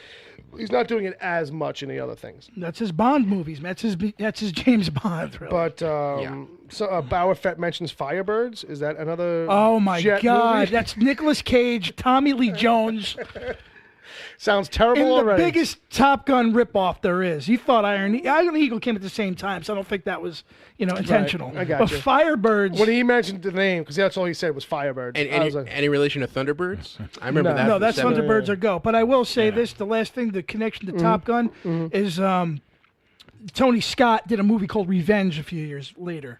Okay. And it this has come up basically again and again. this is basically takes the Maverick character but puts him in a film noirish kind of a set. Okay. With it's Kevin Costner and Anthony Quinn. That's a good fucking. Well, that's a good movie, but is it really the Maverick character? Basically, that's what he is. He's a Maverick. He's a Pilot, a former pilot. And it's literally only the first 5 minutes of the movie where he's just pilot, and then he falls in love with Anthony Quinn's wife. Gotcha. And, So you like to kind of imagine that maybe there's a connection? no, it's not that it's a connection. I think it's a better film. No, right. yeah. But the fact that they're pilots is where you make the connection. The fact is that he basically is Maverick. You know what I mean? Like, So it's Maverick after he left the service. right. Right. It's after Maverick. Yeah. Like after MASH. Right. But it's after Maverick. I got you. Yeah. It's after Top Gun. Yeah. Right. Like I can see Tony Scott saying, you know what? What if Maverick was like maybe 15 years older? What's he doing in his downtime? And then, yeah. Where does he end up? It's like what The Prisoner is to Danger Man. No. Or maybe I don't know. Yeah, it's come up because You're listening to too much Bond on bonding. That's what I'll say. what are we about doing? that. So it we're came up running because along. Tarantino's a huge fan of that. That's true. But Kenny Loggins and Val Kilmer back with their friend Tom. Oh man, good times. Yay. So next up we got Ed's got a bit in here real quick about some Kingsman stuff. Yes. Yeah. So Matthew Vaughn. Yeah. It's not just Kingsman. It's also Kick-Ass. Okay. He already has Marv as his production company, so they're building out into Marv Studios. Okay. So they've announced that they're planning a reboot of the Kick-Ass movies. Right. And they're going to be doing a bunch of stuff with Kingsman. There's Right. going to be 2 more movies. Right. One that's going to kind of like finish off the trilogy between Right. Colin Firth and Taron Egerton. Okay. Then they're going to do one called Kingsman: The Great Game, Okay. which takes place in the 1900s. And Okay. it's kind of like, Some spin-off thing. kind of like an origin thing. prequel. Right. Prequel. Okay. And there's going to be a standalone Statesman movie with Channing Tatum. Right. Okay. And just kind of like the characters from Yeah, the second yeah, Kingsman yeah, movie. yeah. And an 8-hour Kingsman TV show. Okay. No story That's notes a on that one. lot. Yeah. It's a lot to kind of like lay down on a slate. It's ambitious. It's ambitious, but I think it's a little. Look! I know it's a good IP and it's a good series. It's got some legs to it. Yeah. It seems like a lot to just announce all at once. Yeah. It's like okay, like what does every good IP needs? It needs an initial story. It needs then more- it needs a prequel. It needs more Elton John. Yeah. Well, that's the other thing they mentioned. They're currently co-producing Rocket Man, the Elton John biopic starring Taron Egerton. And I think he's also involved in the Queen movie. If you see Elton John, I still haven't seen it. Oh I still my haven't God! seen is it. it I know that funny? he's in it. I know it's a scene stealer. Oh my God! I know it's a scene stealer. Get out of my room! So Get the fuck out of my room! So that's more than we need, I think, up front, is what I'm saying. Hopefully they space that out. Rocket Man. So, It goes into the camera. and in some sad news, Yes, we have rest in peace here. yeah. Oh, thanks. Don't take that as a sound clip. I'm glad you're so happy. We have a Jack. rest in peace here. You're so happy. I didn't mean that. Fucking Yeah. Joker over here. Well, it's your fault for trying to go somber when we're trying to Well, laugh I was over trying to Elton like how I John. left turned that for Yeah. you, right? Real quick? Yeah. Yeah. Okay. But we're going long, so. So Eunice Grayson, the first Right. Bond girl, Right. who played Sylvia Trench in Doctor No, and also was in the very beginning of From Russia with Love. You know, Okay. she's one of the few. I think she's like the only Bond girl that showed up in 2 movies where she's Right. She's like there's actually a second female in a Bond movie. No, there's always at least 3, and she's not the main one. Ursula Andress was the main one from Doctor No. Fair enough. This is the one at the beginning of the movie who he picks up at the casino, and of course Sylvia Trench. That's the great. You got to have those punny names. Eunice Grayson just recently passed away at the age of 90. What's a shame? Jesus Christ, Jack. Rest in peace. All right. So, yeah. I'm guessing it wasn't a surprise. Yeah, and she's the woman who set up Sean Connery's the first time Sean Connery said Bond's James Bond. all right. So with that, folks, we're fucking up against it. I have to address Chad Envy and the. What's he got going on? He wants to know when Rock Island's dropping. Oh. And the question is, and the answer to that question. Does he ask that? Yes, he did. All right. And the question is, the answer is, I don't know. Okay. And we'll keep it short. No, I don't know. That's all true. It's all true. It's not in my hands. It's not in your hands, and you haven't had a real kind of clear answer lately. No, the only thing that I did find out is that I am the lead. They are banking me first billing. Oh wow! On it. That's kind of shifted a little bit. A little bit. Yeah. The only thing is, in a couple of weeks, I'm supposed to have a big crew meeting with them / party, so I won't be here 2 Saturdays from now. But any word I get, I'll let you guys know. All right. He's going to keep us abreast. All right. And then we're going to jump right into the chat room game. All right. Kids, the chat room game was Star Wars liquor, or as I wanted to say, Star Wars liqueur, even if it's wrong. It rhymed. It's wrong. Star Wars booze. Star booze. Okay. Deep space alcoholism, go. All right. Wookiee whiskey sour. Nice. Death Star beam. Yeah. At Walker Black. At Walker Blue. Okay. At Walker Red. Right. At Walker Green. Right. Fuck you, John Zombie Thompson. Blue Russian. Okay. The Sarlacc Pit Spiced Rum. Sith and Tonic. That's pretty good. Bob liked that one. Tatooine Mule. Okay. Captain Solo's Rum. Okay. Sex on the Jakku Desert. All right. Okay, I like that. Sex on the Beach. I got it. Jaeger the fucking Menace. Yes, that's good. Ep3 Tequila, Revenge of the Sick. Corellian Whiskey, aged in charred Endor wood barrels. Ooh. That's No Moonshine. That's good. Caravan of Kraken, an Ewok misadventure. Episode 5th of Vodka, The Hangover Strikes Back. Chubacardi Spiced Rum. Spiced Wookiee Rum. Gungan Grog. That's pretty good. The Fifth Awakens, the Bud Light of the Galaxy. Rose Tico Agave Tequila. Dantooine Daiquiris. Crystal Fox Vodka. Hoth Froth, a beer with a frozen head. Okay. These are the shots you're looking for. The Kessel Shots Run. Yeah. Bothan Bourbon. Okay, I'll give it that one. Womp Rat Whiskey. Well, that's tough stuff right there. Boba's Beer Bongathon. That's like a thing to do. Jar Jar Meister. No one wants that anymore. Rhodian Rye. Mark Hamill's twice distilled blue milk. Okay. Fett's Fifth, now with no disintegrations. Okay. Old Ben Parr. That's tonight's drink. Tonight's drink is Old Parr. Django's Gin. Darth Maul Half and Half. Oh, I get it. Jedi Gin. Skywalker Vodka. Anchorhead Ale, now extra dry. Qui-Gon Gin. There you go. That's like the most. That wrote itself. Yeah. And Mandalorian Maker's Mark. There you go, kids. Everybody gets a bell because it's 2018. And that's what we do for the kids. Yeah. I was trying to make sure I didn't forget when I popped into my... How's your drink?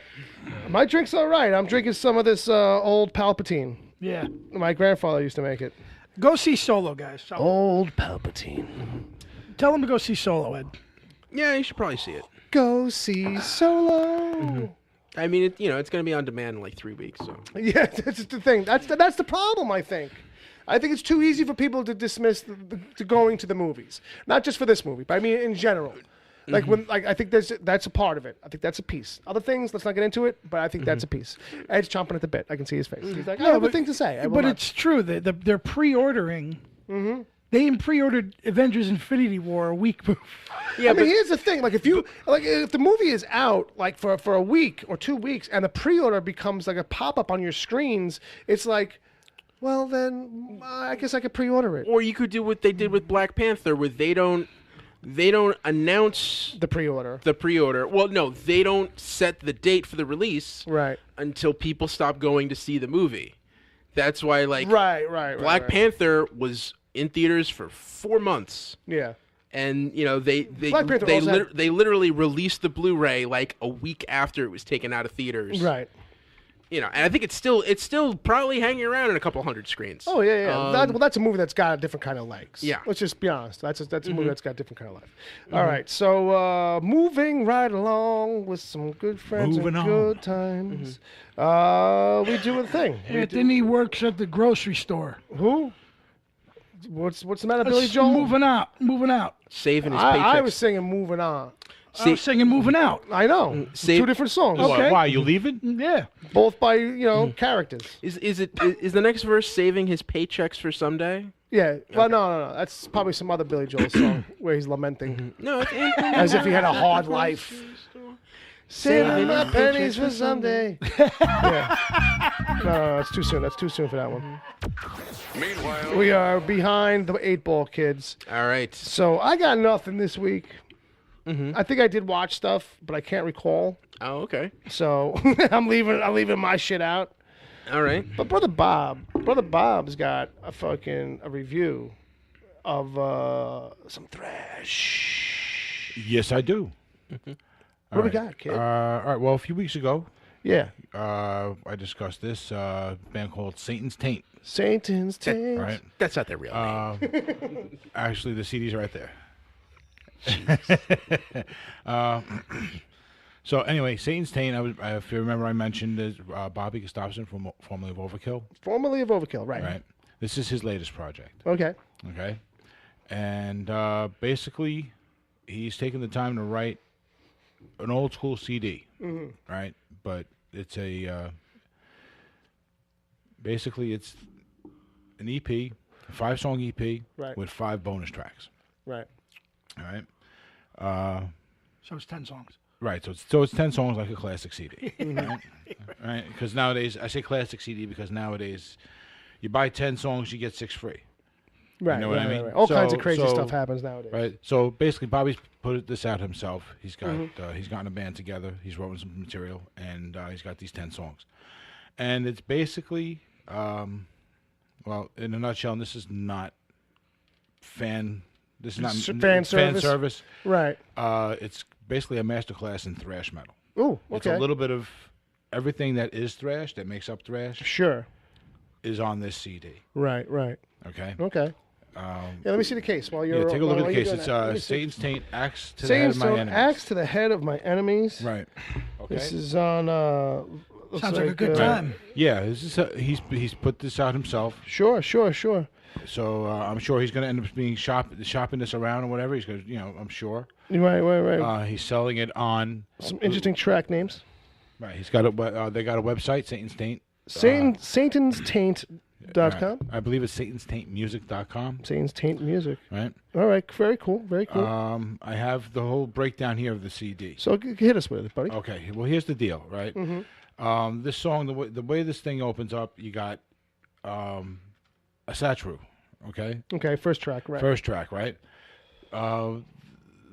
It from the moment you hear this, it hits you in the face. Sure. You're definitely, if you're not listening or if you're not paying attention to the CD player, if your face is away from it, you're turning around and looking at it. right. Okay? It's like, oh. That's why they was like, oh wow, okay, this is cool. You know what I mean? Right. Get your attention. It Good. definitely gets your attention off the bat, which is perfect. This is exactly what you want in the first song on the CD, right? And it's a great song. Okay. Cool. Basically, it's like basically if Bobby was in Testament. Okay. That's kind of how I wrote that down here. These are the notes I've been taking on these songs. Sure. So then the next song, Killing Spree. I love this song. Right. Basically, it's a frantic musical representation of a mind that's snapped. He basically goes on a killing spree. Okay. You know what I mean? Someone going on a killing spree. He's basically stating it. Dig it. In there. Anyway, really, really cool song. It's straight up thrash. Right. Through and through, the entire album. The third song is He Who Wore the Crown. This is the groove song I got a sample of here. I don't know if you want to play that, Bill. Do you have that ready? If He not, who if wore not, the count? No, I got Killing Spree. Oh, okay. I didn't give you He Who Wore the Crown. No, you only gave me 2 tracks. Okay, my bad. Bob, just letting you know, I'm going to get the CD. Because it already sounds like it's yeah, my no, it's territory. definitely cool. They got and the website is very. Check out the case. Absolutely. The website is basically is a basic website. It's got the CD, and there's a couple of shirts that they're selling. I'm just waiting for them to get one in my size and the one I want. Fair enough. They're reasonably priced, like $22. Okay. So you can set it up through PayPal. There's a click-through button, nice and easy. It's not like he's sending somebody money in the mail. Right. He's got it all set up well. I gotta listen to this, man. It's great shit. So anyway, getting back to the song, the next song, "Deliver Me to the Gods," is basically The Uncle Jay it's story. Viking. it's like Viking thrash metal. Okay. Okay, think about it like that. It's like thrash. The Man of War. Yeah, it's like Man of War thrash. Okay. But it's not a bad way of putting it. Okay, think about it like. See, he's got when he's writing this material, I think he's basically building the band because only the first 5 songs have credits, but you'll see he's got multiple singers. Right. Okay. A couple of the people that must be heavily involved because they help him write a couple of things here, but mostly if you look at the credits, it's him. So along the way, he's built the band, I'm sure, and this is what we're getting. All right. So next one is Gut Pile. Gut Pile. This is like Slayer. This feels almost like Slayer. It's a little more like Slayerish. It's a very graphic visualization of the life of a Viking warrior. So it's got that Viking metal edge to it, but when you hear like the style is like very lots of staccato, fast playing. Okay. Constant like. Right. That's Slayer's known for. Yeah, sure. That's my language. So very cool, and that's the first 5. That's the actual EP. The bonus tracks. The next 5. Are the next 5. All Out War. That could have been a Testament song. I really like the tone on the lead on this song because it's actually very.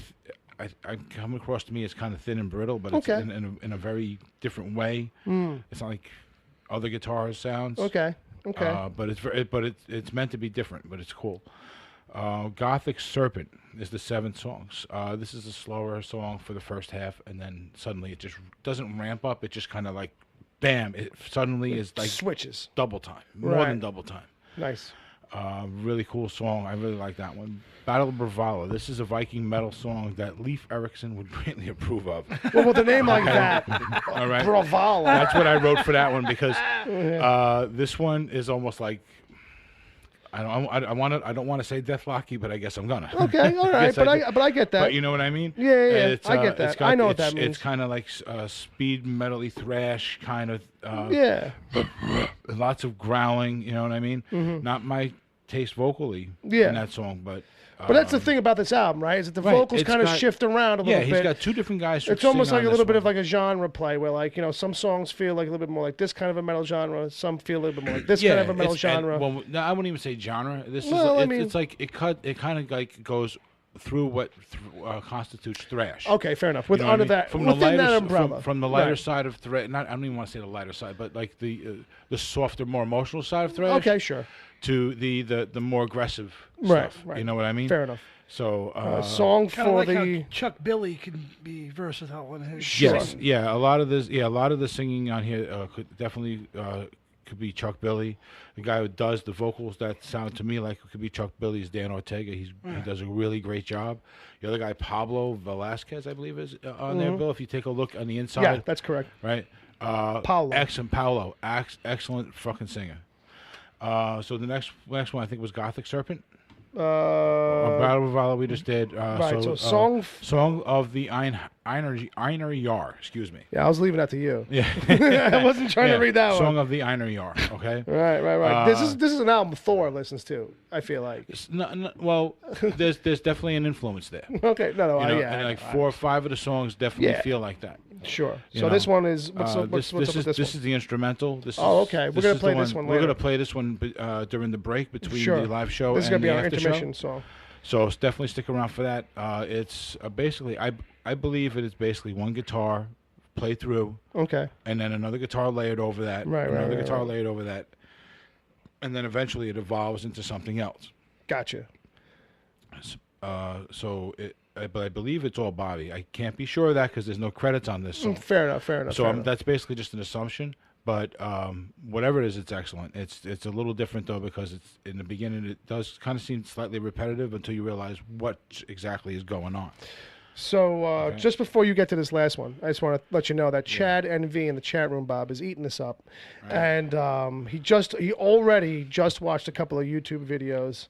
He likes it, and there's actually in the video. Yeah, there's a couple of YouTube videos out there. When you go looking for him, you'll find Bobby is guest starring in a lot of live videos for other bands. And I think that's where he's getting a lot of these guys from. But I don't know. This is just an assumption. Fair enough. So, but I'm sure, obviously, these are all guys that he knows, and they're all friends, and they're all excellent musicians in their own right. So, but anyway, getting to the last song, which is The Hammer and the Cross, this is more Viking metal, and is awesome.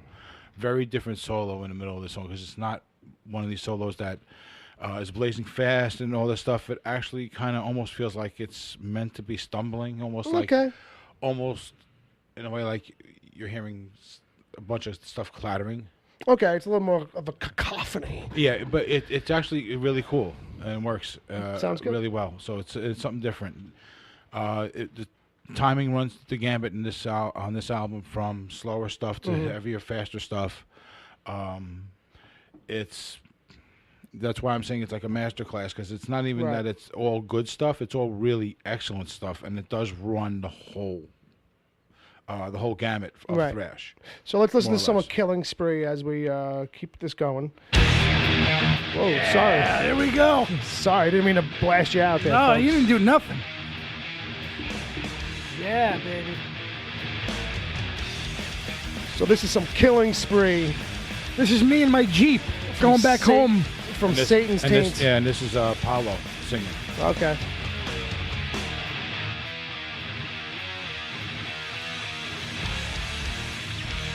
The one channel dropped out, and I was like, wait, what the fuck? This is me going home on the turnpike. Is that what this is? Yeah, this is exactly what this is. I like that.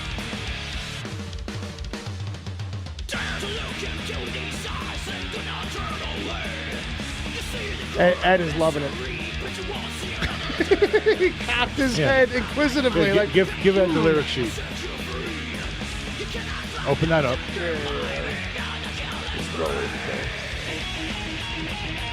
So we're on a Killing Spree. Is This the is song, fucking Ed. great, man. This is really good. I'm This telling is you. so fucking good. This is why I'm saying it really is a master class. Hear that? Yeah, man. Awesome. It's all over the place.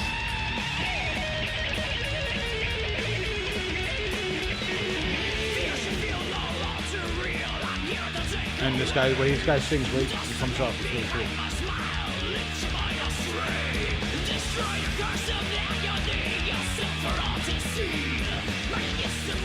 This is what I go to sleep to.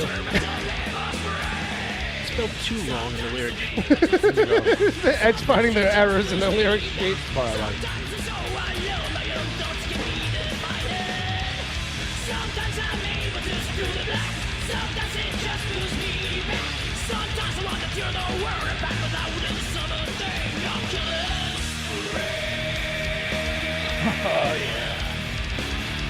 Right, nice.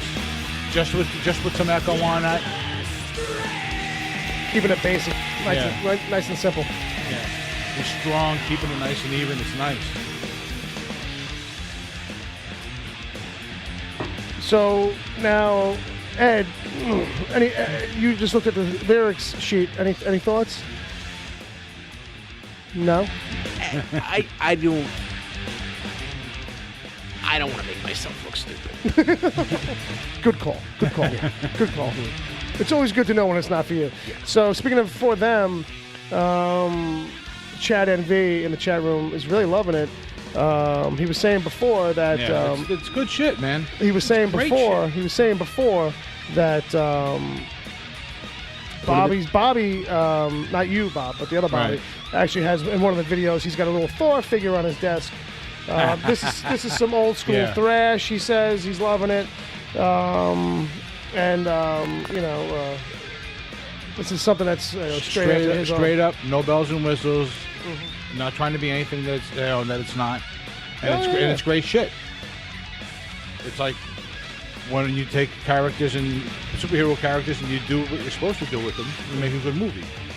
This is when you This do is music. It's a different idea. No, but when you follow the rules of a certain genre, you make good shit. Well, there you go. Perfect. Yes. Totally agree. And this is excellent stuff. This is Gotcha. really, really good stuff. You gotta edit. The production on this is really, really good. Yeah, it is good. I mean, there's a lot of ways this really is a flawless album. And that's not fan service, guys. This is really, really good shit. Your life means nothing, Ed.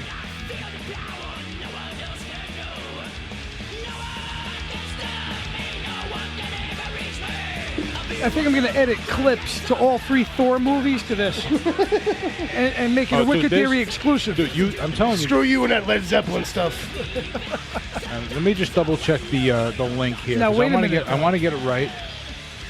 Bill, I just want to say something. I watched Thor 2 today. The Viking. I could have used a little bit of this. The Viking kittens. Remember The that? Viking kittens to the immigrants. Yes. Yeah, guys. The old internet meme. It's definitely satanstaintmusic.com. Very good. Okay? I'm going to order this. The album is Axe to the Head of My Enemies. The Uncle Jay story. It runs about $15. Nice. All right, and the shirts run about $22. Keep it alive, kids. All right, the extra large size is a little extra. Keep real music alive. Satan's Taint. You can also get, while you're there though, you can also get some of Bobby's collectibles that he still has from his days in Overkill too. Nice. All right. So good. Yeah. Keep a lookout for it, kids. Go find it. Go pick it up. Brother Bob, definitely some excellent. Giving you a high recommendation. Recommendation for this one. Mm-hmm.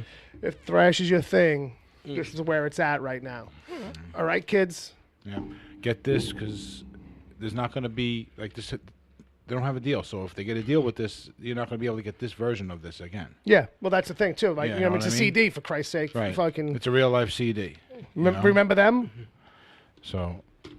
Good shit to have. Good shit to have. They'll get a deal with this for sure. Ed, we're over to you for the rest of the next spot here. In the I got something, but I'll wait. Yeah. Okay. We'll come back. I will come back to you then. Okay. I just got 2 quick movie reviews. 2 quick movie reviews. Movies that are out this week. Ocean's 8, which is probably gonna win the weekend. Yeah, it's making money. Yeah, it's Sandra Bullock, Kate Blanchett. Mm-hmm. It's a follow-up to Ocean's 11. Kinda. Well, it's his little sister. So that just means it's a spinoff. It doesn't mean it's a follow-up. Yeah, and you do have two characters from the original movies as main characters who show up in as main characters who show up in cameos. So it's a spinoff. It's not a follow-up. Okay. Let's be honest. All right, okay. All right. It's a spinoff. Let's not give them any wiggle room. Fuck the studios. That's our new motto as of this week. # Fuck the studios.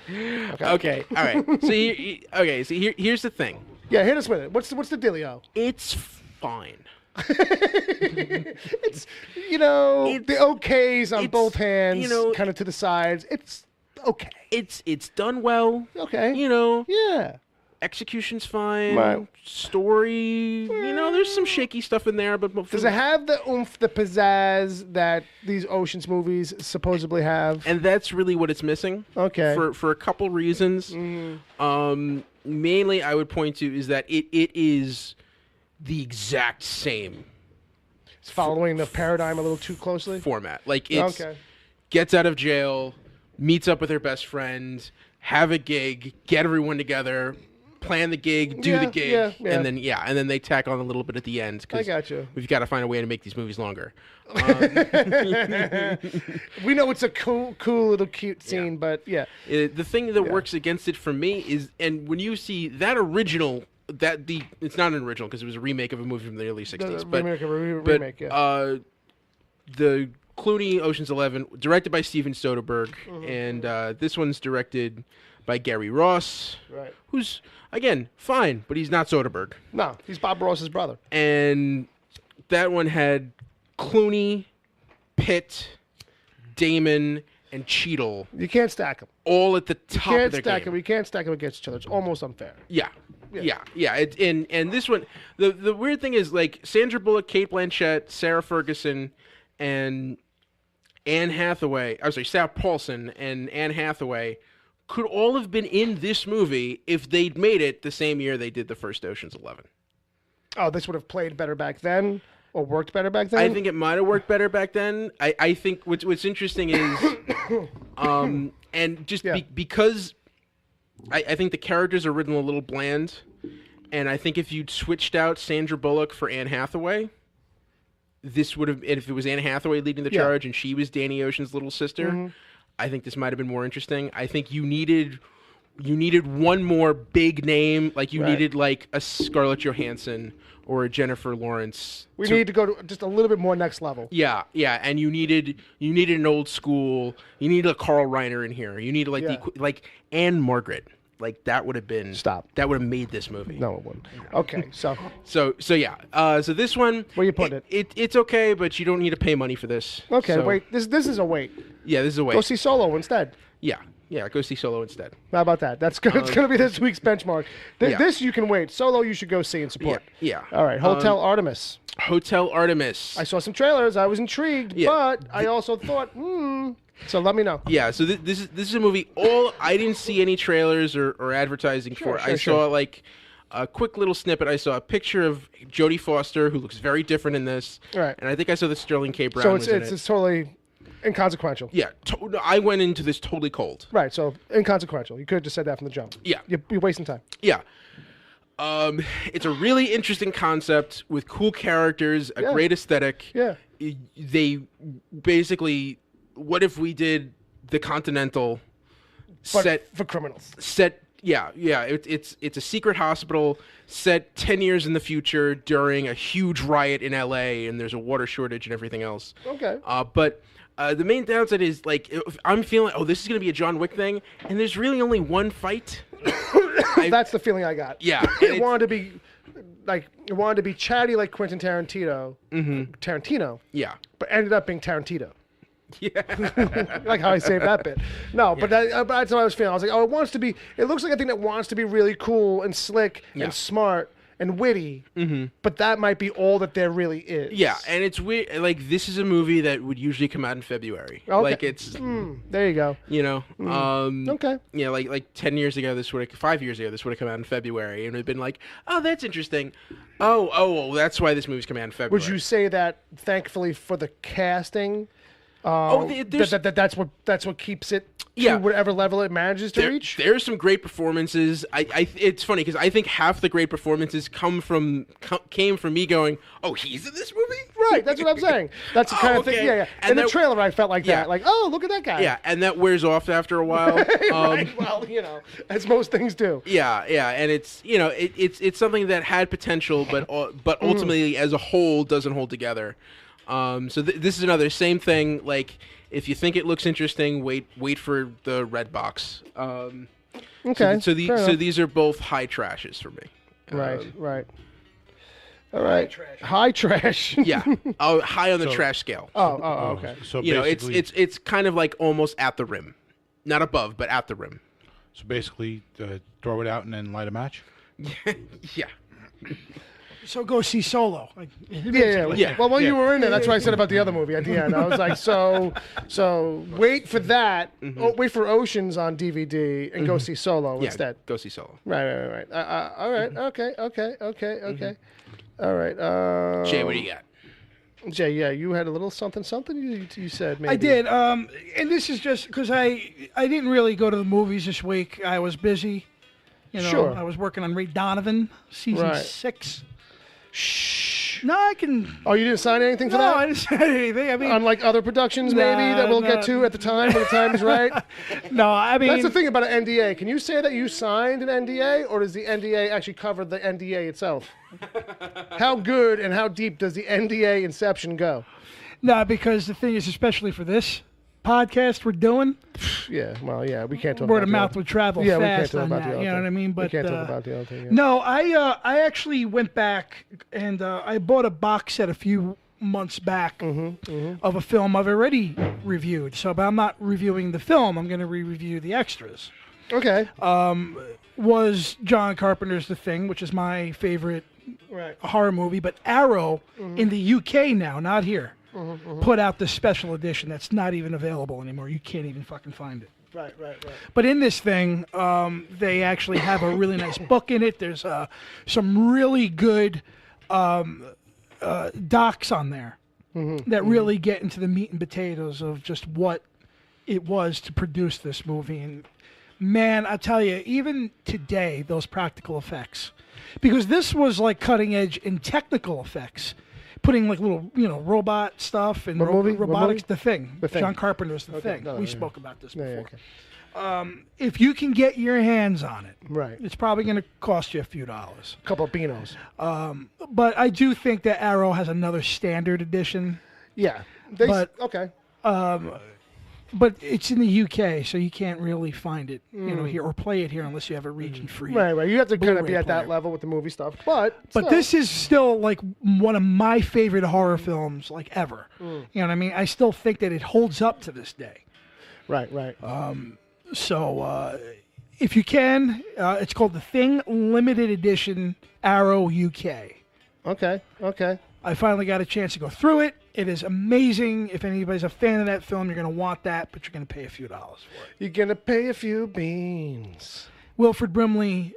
Wilford Brimley. Quaker Oats. Diabetes. They did. There's a thing in there. I think it was one of the Comic-Cons or one of the conventions in Texas. And they interview Keith David, a couple of the director of photography was there, and it was 35 years ago last year. And Wilford Brimley. Gotcha. He's just one of those guys that went in there. Gotcha. It was a paycheck to him. You know what I mean? He had no idea. I just need some money to handle my No, diabetes. he even said, he goes, I paid a few bills. I paid a few bills. He goes, and it wasn't until like now where people are, I really realized just how big it was.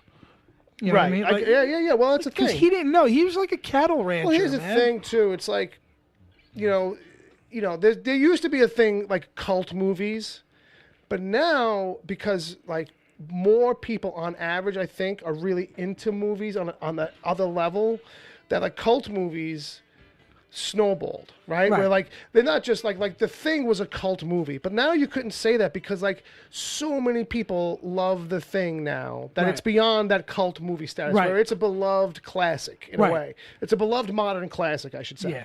Like, you know what I mean? So, like, for him at a certain time, like, it made sense that would be under his radar. Like, you know what I mean? Like, it's a cult classic. It's like, people would say that, and you kind of always wonder, like, what that means, because that could mean anything almost back in the days. Like, cult classic could mean, like, there's a small pocket of people that love it. Or there's a pretty good-sized pocket of people that love it. But nowadays, it's like, that's a movie that's gone, I think, past that, because more people have grown up and seen it, and there's like 2 or 3 extra generations on top of it after its release. The Thing was one of the summer '82 movies. Yeah. All right. Now that Summer of it got overshadowed by E.T., of course. Yeah. You know what I mean? However, when that thing went to VHS, you know what I mean, Right. and cable. It really had legs to stand on, because then people started talking about it. Right. Why didn't this do better? This is actually fucking good. And then through the years, it was that go-to film. Through the years. Exactly. You'll never let me down.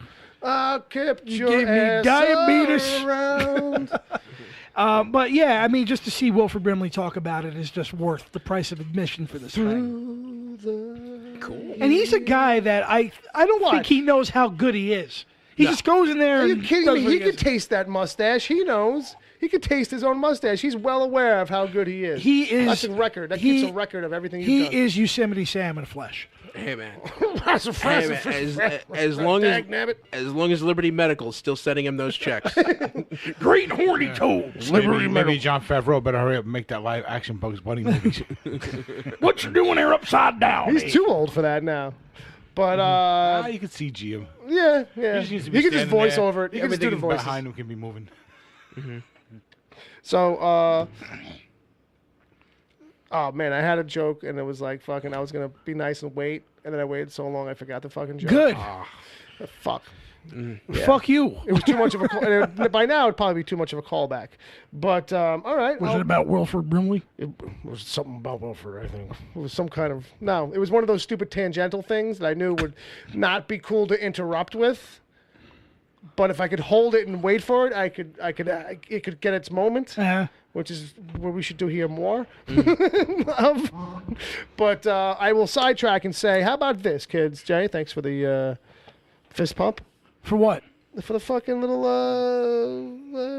segment there that you just Well, did. just, saying that people, people should check it out. People Yeah. should get region-free Blu-ray players because you can watch much fucking If you're more a movie shit. lover and Yeah. you really consider yourself a movie lover, and Right. you're looking at you that's probably a thing you should consider doing. Absolutely. You know what? Because But they're expensive as fuck. are they? I mean, I don't know. I mean, but what I'm saying is that if you're a movie lover, that might be you might be the type to spend that little bit of extra. You know what I mean? And on top of that, only a certain type is going to hear that and go, you know what? That's me.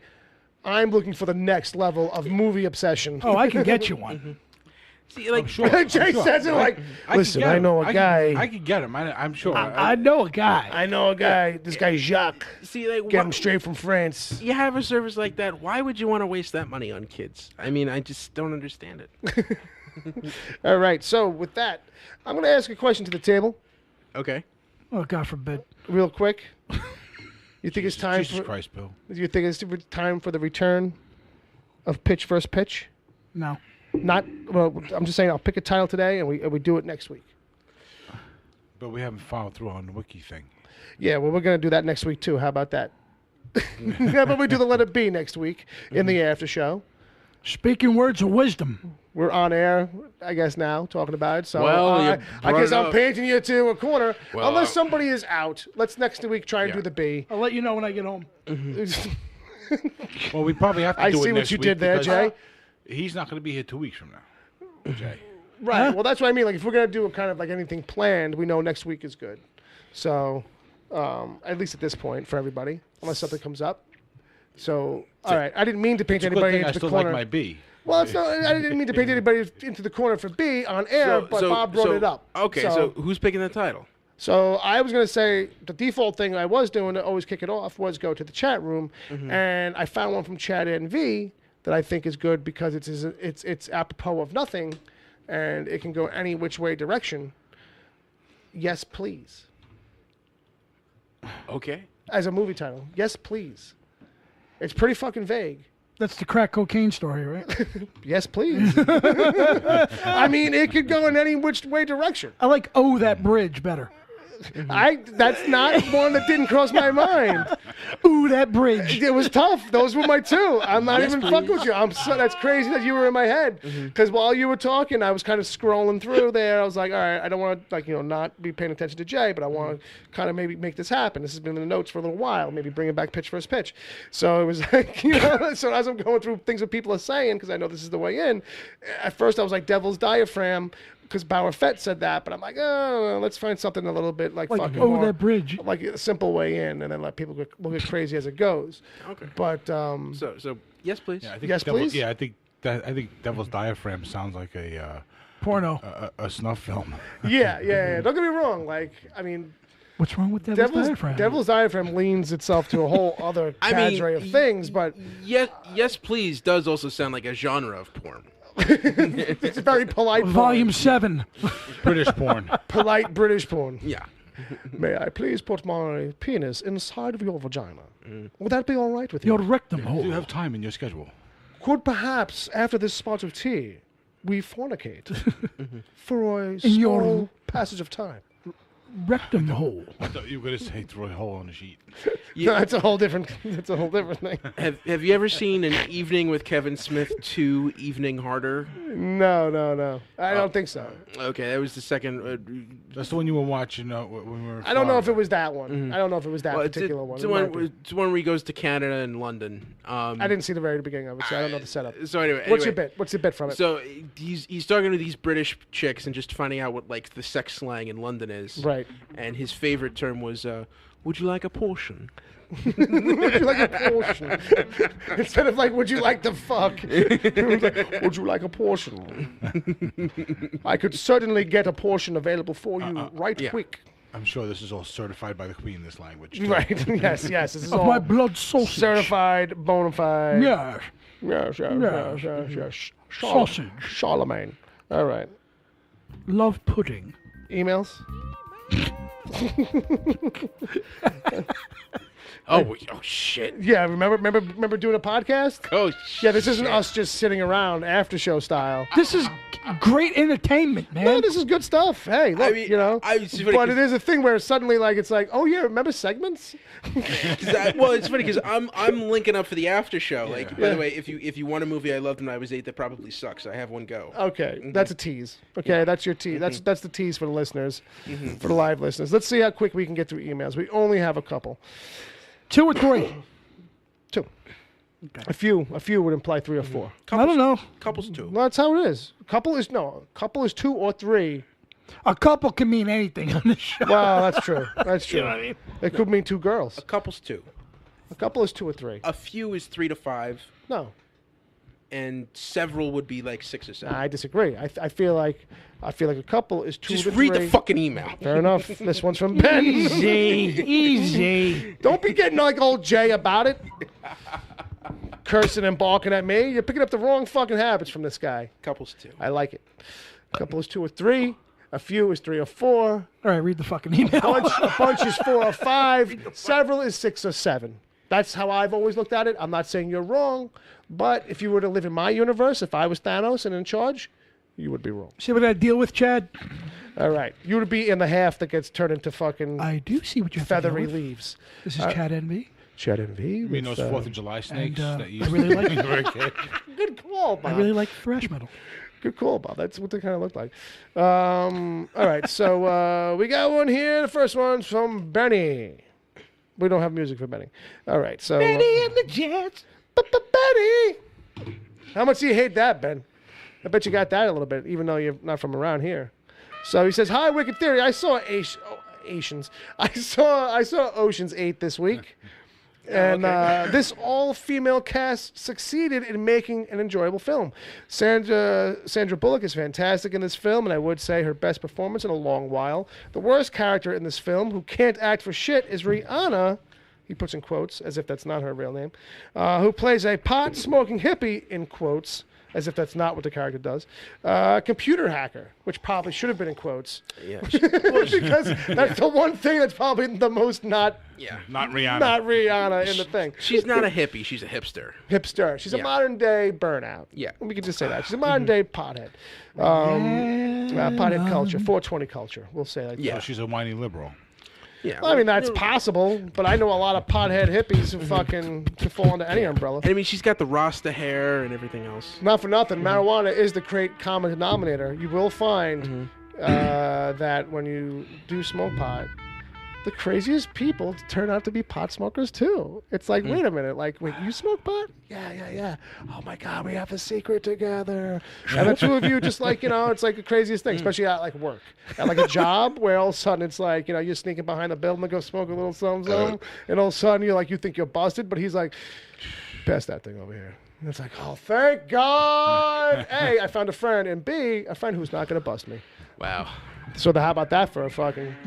I mean, tell you, working for a major corporation is very different. No, I'm sure it is. But now, you know what? Not so much, because you don't smoke pot. And if you did, you would find the same situation over there.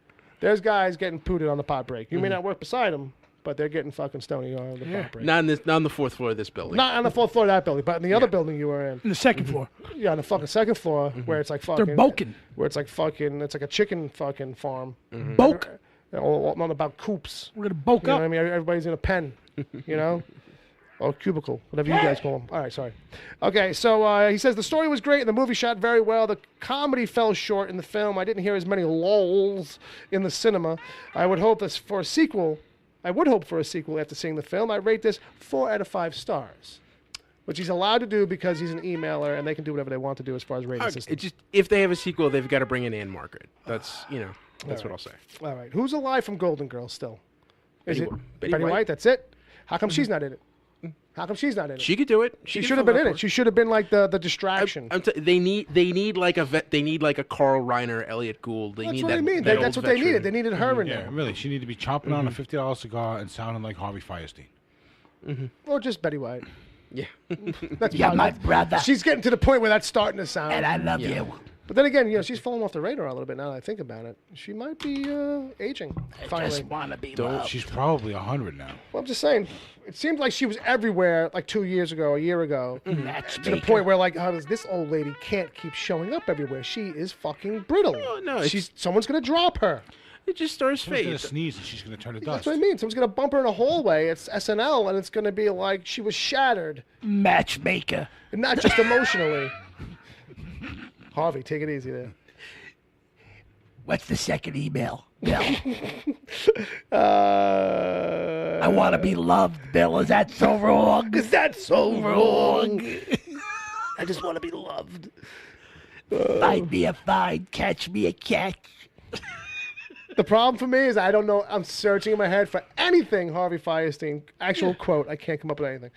All right. So he says, cheers, gentlemen. And that's that for Ben. Ben, thank you so much. It's a pleasure to have you and to read your emails as such. And then we got one here from Steph Muniz. Hey, Steph. We used to have a song for her. We did? Yeah, it was like Batman. Semi. 66. Oh, right. Mrs. Palmer? That's right. We used to do that for her, right? Don't. The Steph mail. Steph mail. So she says, hey, you guys. It's Seth, a.k.a. Baby Doll. Nah, Jay, that wasn't funny because Palmer doesn't know yet. Palmer doesn't know he's married already. Okay. I was hoping to have a chance to listen to the live show today as I have the house all to myself, but it was not meant to be. But don't be sad. I'll be halfway into Solo when you boys go live.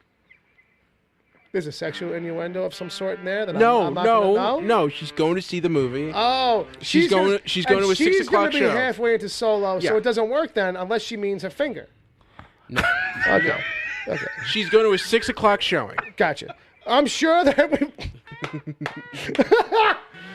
Oh. She says, I'm sure that will make Uncle Jay happy. Oh, yeah. That she's going to see Solo. So there's that. I will try to catch you guys for the after show. Take care, fellas. Well, Steph, all I can say is at this point, I'm glad you didn't hear me read your email. Thank you, Baby Doll. Hey there, Baby Doll. How you doing? How you doing? So I think that's it, unless there's any late additions, but I don't think there are. Or is Palmer Mrs. Muniz? Yeah. Mr. Muniz. We are literally... Yo, over. Bill, I don't appreciate that. Hey, I'm calling you at 10:07. I'd be like, well, you better call Jay, because fucking... Let him call me. I will drive over there. Imagine. I know where he lives. I've been in that area. I've been in that area. I'm familiar with that town. It wouldn't take more than a couple of questions to the right people. Oh, little town of fucking Bethlehem. Oh, Beth.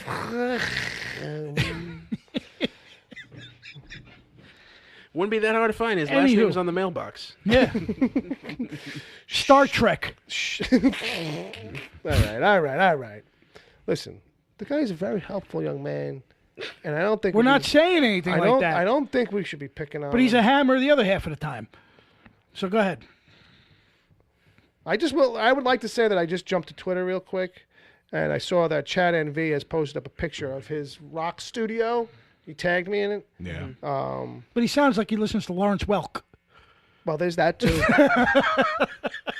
He's a very soft-spoken guy. I don't know if you've caught that. Love Chad, I don't know man. if you've caught that. I can't wait till we and I do a one-on-one. I think I've seen pictures. Yeah, I mean, it's just like a small workstation, really, and a drum set, and he's got a stack and a mic stand and stuff like that. Get your scotch ready. But he's got the lights low, and he's like, oh, I'm listening to Wicked Theory in the studio.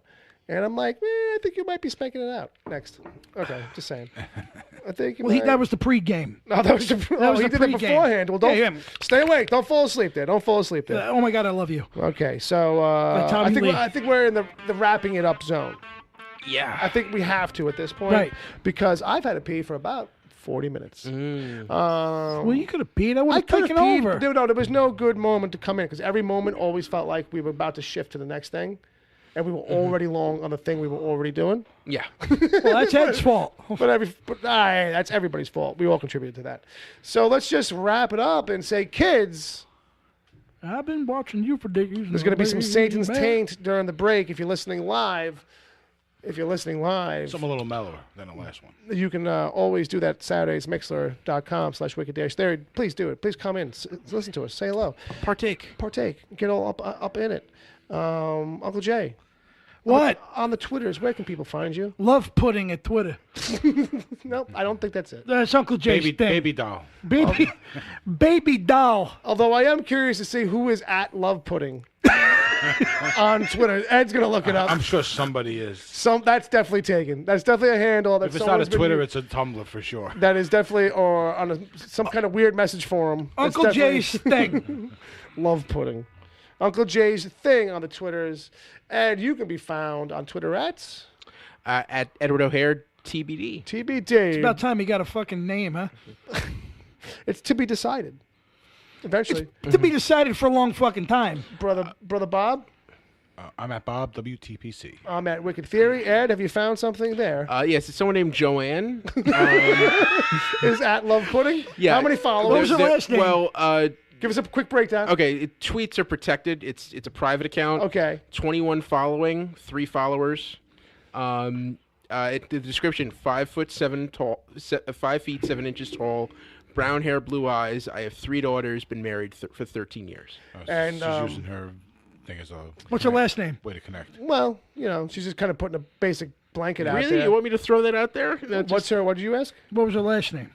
But it's got a first name, last name? Yes, it does. Okay, but it's at Love Pudding, correct Yes. spelling? Yes. So, but does it say how long member since or anything? Sometimes July 2009. 2009. So she's abandoned that account. She's had an absolutely amazing handle on there that she's abandoned. How many tweets? 1. All One right, tweet. So I know She what made that the is. account, lost a password. That was an affair. that went wrong. I'm telling you right now, she created that account and she had an Or she affair. was made it to step out on somebody. Right. Yeah, maybe. Maybe it's a totally fake account in general. But the fact that there's been like no activity on it for the longest time. You know what? Frankie Mogwai will investigate. You know what? that. There's a story there, the Love Pudding story, and we'll get into that in the after show, which you can only hear if you listen live or subscribe. Basically, follow, help support us on Patreon, where you can get the after show episodes after the fact. Listen live or lose it, baby. Touch basically. you where the lights don't Or support us go. for $1 a month. I'm here, Buckaruno. Talking over each other. Yeah, there's a lot of that right now. So that means neither message gets across. Nope. Brother Bob, take us out of here, man.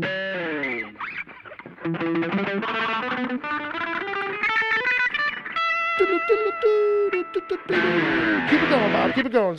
Vamp for me. Vamp for me.